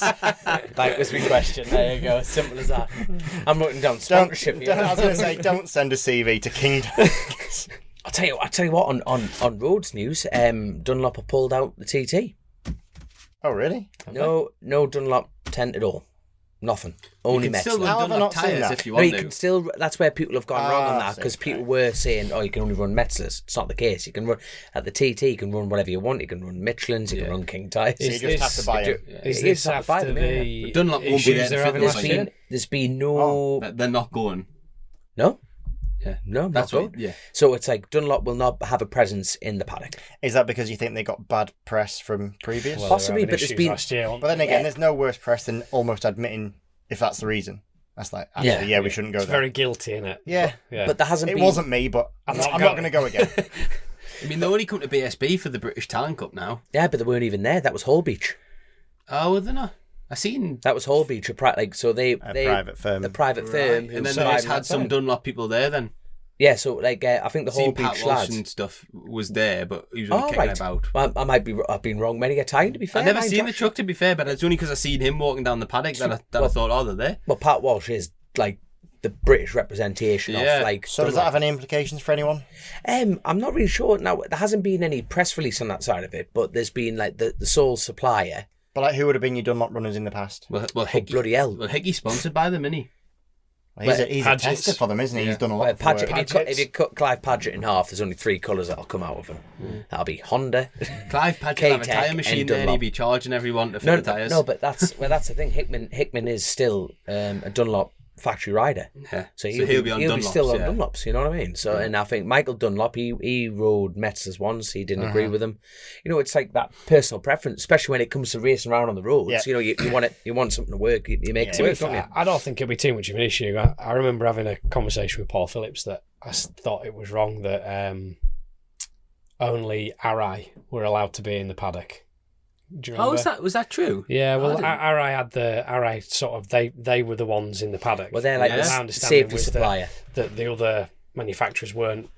They Welcomed, weren't yeah. going to be allowed to have a spot, and I have to believe that's changed now. But you know, Oh, no, yeah, the- showy and stuff Showy like that. send yeah. over somebody in a van and they'd do the work Yeah. that he's doing for Hickey. So Hickey'll find a way around that, won't he? It won't be. Oh, no, it won't be a 100%, but problem that- for him. But That's the way it's being portrayed at the moment. But like you say, it's going to be. so you've just got Metzler and Pirelli there. Yeah, so, well, Which Preddy is on. obviously got Preddy same on thing, there, it's yeah. Metzler, yeah. But, So yeah. it's, yeah. There we go. There we And you're go. on Metzlers. I'm on Metzlers. Yeah. So it's, I was on them last year. I keep getting mixed up with COVID, mate, because like there was 2 years of just totally throwing the balance out the window. You think, when were we there? When we're not there? Yeah. But there we go. But I'll tell you what. Before we tidy up today's show, You've done some winning and you haven't told anyone about it. anyway, right. So I wasn't talking about that. I was talking about Croft. Didn't you win a few races there? yeah. Was that the Oh, yeah, then. Ken Yeah, no, Redfern? You can't like. Hold on, was that I the... don't want. I don't want to. I'm looking at Paul Gray's here. I don't even know how long we've been. Oh, sweet Jesus! Do you We know are was in that, trouble. was We that are the in last trouble running? here. Was that the last running of that trophy? I'm not sure because I think it was. Was it? Ken Redford. Didn't Was you? that the last time the Ken Redford could be won? That's what I thought it was. Yeah. I hope not. I think it's the won it? heaviest mo. Did you win it? No, James, James Alderson. What a lovely fella! Like I tell you what, that's the 2 lads Chrissy used to big up. You know what I mean? Like always that. Who, you know, if you ask the question, who do you see coming through the ranks? It was Frank O'Bourne, he's absolutely bang on the money Yeah. there. Proved his point there, hasn't he? Yeah. And, James Alderson. You know what I mean? Yeah, and he's just doing no limits this year, isn't he? He is, Because aye. he can't afford PSP, basically. Is what I was told. But That's it. And it's I think they've got some like guys. So, but what a lovely lad the pair. You know, just typical North East lads. on you a know. Triumph as well, wasn't he? Which was good to see. Yeah, no, it's good to see that. And But I'm looking forward to seeing what. Except I think the Northwest is the next big one coming up. So you've got Cookstown running this weekend, and then after that, unfortunately, the Tanregee's not running, which I'm personally gutted about. I used to take the piss with Chrissy because the tagline for the show when we first started, Chrissy like, we have to go with a tagline. It was like everything from Tanregee to MotoGP. Well, I did win a Tanregee, and I'm like, right, Chrissy, I've done my bit. Actually, that reminds me, I was pissed off a few at Croft because Cheers, mate. I rode a CB500 like for the weekend. It was great fun, and I qualified on pole, and I was like, yes, I'm gonna have a timesheet with P1 on. I have not had that for a long time. And he was the fucking 650s were out at the same time, and this fucker was on pole, so he was P1 on the timesheet. I Can't even give him that. Pissed off. I wasn't got it. got a cool photo on the front of the grid for about 30 seconds until Dom pissed off. Frank Houghton can make a good bike, right? That's what I'm saying. Frank Houghton can make one hell of a bike. But before wrapping this up, has anything been outstanding? How many rounds of MotoGP we had? Two. How many worlds have we had? Superbike. Two. Yeah. Two. Has there been anything of note that we want to... What's his name getting his leg ripped off? Loris Baz. Yeah. By which Lowe's? Alex. There's only one. Yeah, There's only Alex. one in that track Alex, class, yeah. yeah. Jesus. I can't watch it. Surprisingly, the first time that we've seen a leg dangle incident. Yeah. Proper one. Yeah. And Loris Baz was actually all right about... No, he was obviously in pain, And Loris but he was Baz actually doesn't leg dangle very far out. It sort of caught him because it was kind of on the floor. Do you agree with the leg dangle? Well, you're not a leg dangler. No, only when I'm panicking. When it's all going wrong. I love that. Every BSB from now on, we see a leg dangle. Fucking. And yet again, we had another technical malfunction. No, we didn't have a technical. Why does everything run on AA batteries in this world of like? I did look at that and stuff. think, why is it not plugged into the mains? But it is what it is. You've been here 10 minutes, Joe. It's the Don't same- judge the same- system. No, but Joe, you would have seen it when you've done like Eurosport stuff. They've got like a carrier bag Yeah. of AA batteries. It's the weirdest thing ever. You've got like the most. This equipment that everyone has is so expensive. It runs on flipping I'm Duracell. looking at Grace for the Patreon budget. Going, have we got a carrier bag of battery budget? Can you please subscribe and become a patron of the show? Yeah, no, anything else? my point, Alex Rins, MotoGP Yeah. from Circuit of Americas, that was outstanding. Well, it is considering Honda have had like just zero success. Did he not just look like a happy bloke on that bike? The thing was moving about, but he just looked super confident. Oh, it was brilliant. Really good to watch. I mean, the track looked horrendous, didn't it? In general, for like there was so few finishes. Yeah. It was to catch out that caliber of bike and rider. You know, I think we ended up with 14 finishes, didn't we? Something like that. Something like that. Out of a grid of 22, 23. There was like 3 down on lap 1. wasn't Yeah, there was a lot. I mean, like it even caught our Brit Jake Dixon out on the warm up lap. Yeah. In Moto 2. So like, obviously the track was difficult. Yeah. I mean, it looked super bumpy, but yeah, Rins has always been good there. He won there on the Suzuki. Yeah. It's always been like He's his won bread there on and Moto butter. 2 as well, hasn't he? Yes, he has. Yeah. I think he might have won in all 3. I think he has run in all there. 3. So there's obviously something about him, which is kind of weird because his style almost lends itself you wouldn't necessarily think that would be his sort of track. I wouldn't have thought so. You obviously think different. Well, obviously works, so I'm wrong. So No, I don't think you're right. Or I think the way they all ride those MotoGP bikes now, they're all unique in the way they get stuck in, aren't they? yeah, it's insane. It's bonkers. It is insane. They are so far on the limit. you know? Well, we've had, I guess, notoriety. We've had 2 weekends of Pecco crashing Yeah. out of good positions. You know, like the reigning world champion took in the front twice, once in the damp, once in not the damp, out of the lead. We've got no Marquez. We've got no Marquez again because he's injured, and then when he does come back, he's got lots of long lap stuff to do No, that was because he took out Miguel. Again, That there's was- been that a was lot a of hard one, different that. sort of stuff. Did I spoke understand about it right one. that the rules currently mean that those penalties? No, they rewrote them. You're going to say was served when he wasn't there? Yeah. No, they rewrote them. They did rewrite. that would have they been bad rewrote it. form. Because that was the initial thing. When wasn't it was written again, it was one of them things about where you read the rules. It said will be served at the next Grand Prix. Yes. It doesn't say Which that the you're next riding round that you that. compete Yes. in that, yeah. Then they put an amendment in. Yeah. What did say- you make of that crash where he took out Oliveira? Just one of those things. Racing I think it's incident, a but so typical. lucky. I think it's a racing incident, but it's also a typical Marquez racing incident. Yeah. So yes, he like folded the front a little bit, but then when he does that, he always dives to the inside. Yeah. Whereas most other riders, I think it's just Would his. I stand don't it think you could ever stop him from doing it. Yeah. Because it's his thing. But he nearly did it on the first lap, and actually the only reason he did, got yeah. away with it is because there was no one else there. Yeah. Whereas when he did it 4 laps later, there was someone there. Yeah. So it was an identical thing. So it's a little bit. I don't think he necessarily needed the book thrown at him, but it was twice. I think they've got to set a bit of a precedence, haven't they? They've got to set the stall out and say, you boys need to just be... You're on the limit. Think about what you're doing. And also now, like, they've sort of made it worse in a way because they've got these sprint races now. Yeah. So that's obviously new to MotoGP. So these sprint races... Which I like. I was going to say, in a yes or no answer, sprint races, yes or no, yeah. I'm a yeah. Dom? 100% yes. I'm a no. Oh, yeah. Yeah. I know why you're saying that, because you're not getting paid any more money. You'd have to do 2 extra races, which I get, but... No, it's not that. It's just because I see MotoGP as like the premier, and it's a one race. It's a Grand Prix on a Grand Prix race. You're taking tradition away a bit, yeah. That's all. Yeah, I do get that, but and actually, it's exciting though, is it exciting? Like the gap between the top 10 in the sprint race at Kota and the gap between the top 10 in the long race was only 2 seconds different.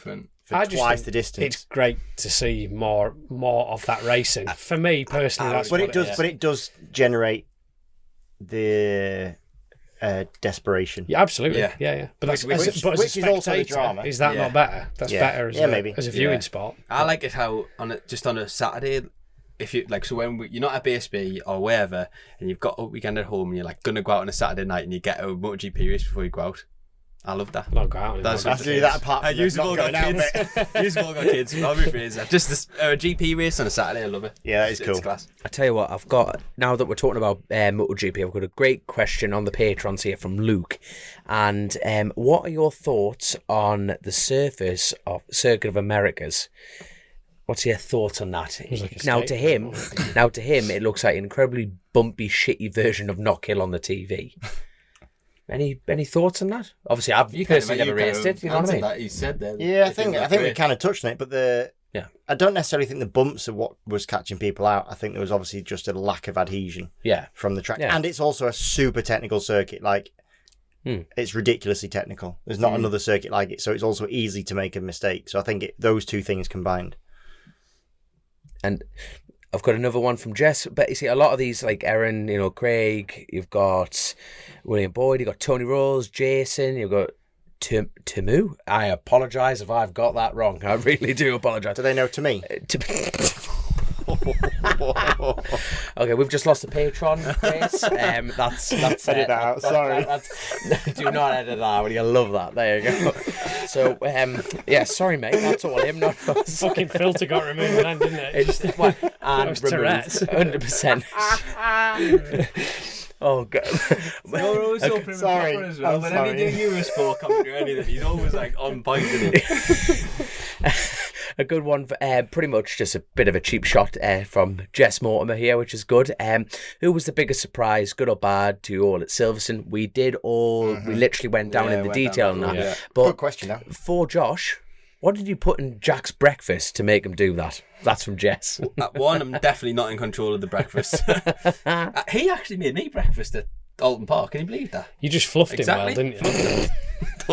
Can't say that. Nothing. Oh, class. Absolutely class. Pablo, same thing again. We naturally go through these questions. It just shows how good all these patrons are. Like they're ahead of us even before Finger we on get the going. pulse. Love it. Massively, absolutely massively. But have we got any? Well, what's the next stage for everyone? So it's Alton Park. Back to work. Back to work. Yeah, back to work with Triumph. We'll do a bit with Triumph, and then Spa for Eurosport if I can't get my ass on a seat, which I am still trying to do. Happy days. Happy day. Get that I man didn't right. realise that's mint. Yeah. I thought you would like. No, if I can do World Endurance, I will do World Endurance. Excellent. Yeah. Oh, hold on. You've got a Grassy here, one of our patrons, Ty. Are you looking forward to the 24-hour free tech? Oh, shit, yeah, I've agreed to do it. Well, I didn't. I sort of did, and I didn't agree to do that. I got Where's a phone that one? call. That's Teesside. Oh, is it Teesside? Teesside. Did they do one at Mallory? Yeah, I think they do, yeah. I thought they did, yeah. Yeah, I don't know a lot about it. Is it 24 hours at yeah. thingy? You've got a very experienced endurance right here. We did talk about it last time. We said we were going to do it. That's probably a more realistic version. We did say we were going to do a team. Yeah, I think do.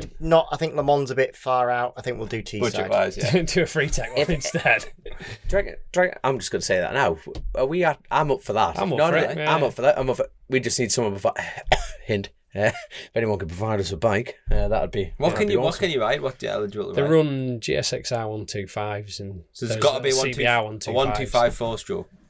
Yeah, or- but I don't know the rules, to And be honest. with you. preferably red for Grace's sake, you know, so we could just put one Chasin Racing sticker on sticker. it, just one big white sticker, then that's Grace happy day. Yeah. G Race Media. Please When is follow, it? please, Let's please have a follow look on Grace's eBay and see. media. Well, the one I'm Yeah. doing's in August, I think. Oh, is it a series? Yeah, there'll probably be another 24-hour. I might be wrong. I'll probably get Who are you going to let down if we do a team then? Ty. I can't let Ty Hey, down. no, just you not can't. You even can't. I don't want to ride. I'll just be the chef. Well, let's have a look. We'll have a look and see what else there is. Sounds good. And also thank you, Rod, as well, and everyone, Steve Moore, Terry, everyone of you. Honestly, without patrons, this show would not go. But have we got any more? Well, any more final? Can I just say, Go for it.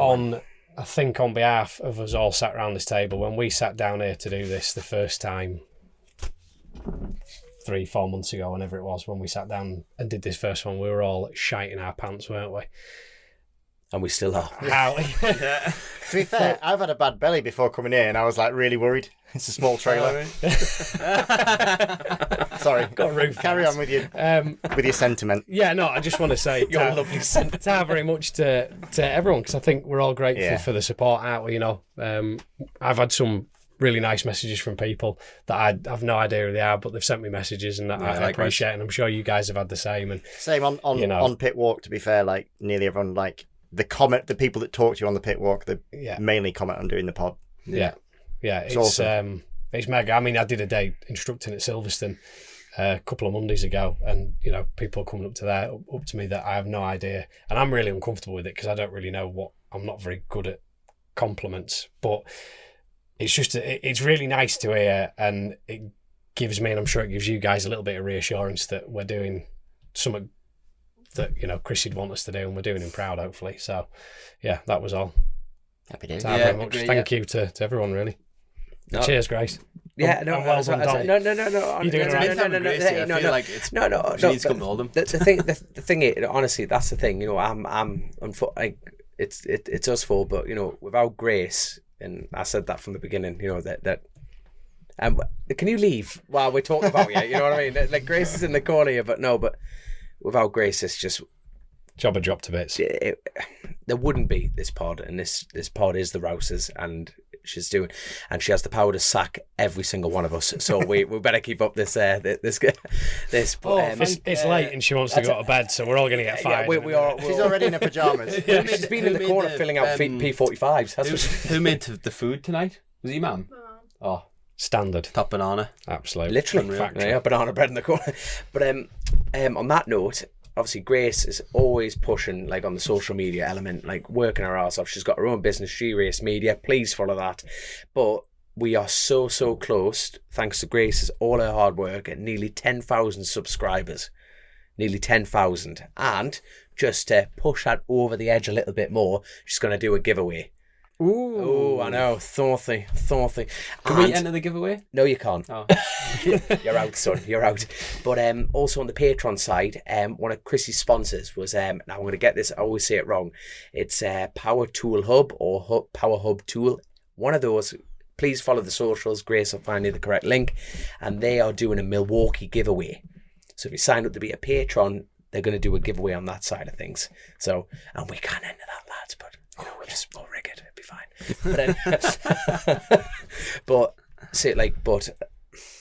yeah, I know you're sitting there, Grace, but thank you so much for just keeping this all going. And to a word to our sponsors, thank you so much to Global Motor. Well, actually, on that note, we are going to go back to Colchester Kawasaki, which is part of the Global Motor family. So all these boards that you'll see on the YouTube element, we're going to go back to the original Colchester Kawasaki. So hopefully the entry from Scott Mills is going to be a little bit more different yet again, him trying to do a Geordie accent. It's great crack. That's what it's about. And please sign up to a Patreon, because without you lot, we'd be absolutely stuffed. And, well, until next time, I think we're going to be doing a... Oh, I know. Yeah, you see, that's why Joe's getting my job on the next run. And I didn't actually intentionally mean to write on the back of my Bennett's policy for my MS6125. That is just seedly sellout, isn't it? But I've done the same thing. I just haven't got mine yet. there you go. So no, obviously they have the pit perch and they're getting ready for Knockhill, and I'm looking at Grace in the corner. We've got Knockhill nodding, we've got everything on that side, but get a policy, it's that simple, and then you can apply, not even apply, you go up to garage number 1 at all the meetings, and that gets you access in for coffees, drinks, great crack, and you actually get on the pit wall and watch all the lads go around. It is actually mint that. I've never seen anything like that. I was meet really the riders, do all sorts of stuff. stuff. That's really it. good. And all you Everyone have comes to do up- is produce your Bennett's insurance. That is it. And I've just been doing insurance for my bike recently, and the Bennett's one was the best. That's not a plug, There you but go. it is a plug. But Nice. it's not, it actually Yeah, generally nice. was. No, but like it is good because like normally people are queuing up for ages to go down like pit walk, and there's nothing going on. Obviously, you get to meet the riders and go see all you lads, but actually standing on pit wall and getting that They do a rush lot. feeling. Last pod we did, it was the Bennett's Rewards go-kart day. Yes, Cool stuff like that. that's what it's about, and that's what it's about. But no, thank you so much, Colchester Kawasaki Glow Moto. Click, buy, deliver. Please follow the socials, and more importantly, lads, Chris will be proud of you, and thank you so much. And we'll catch you at the next reunion. Cheers, boys. See you in a bit. See Thank you. you so much. Chasin the Racin. Powered by Colchester Kawasaki, part of the Global Moto Group. We supply new Aprilia, Moto Guzzi, Vespa, Royal Enfield, Kawasaki, Sim, Mutt and Benelli motorcycles.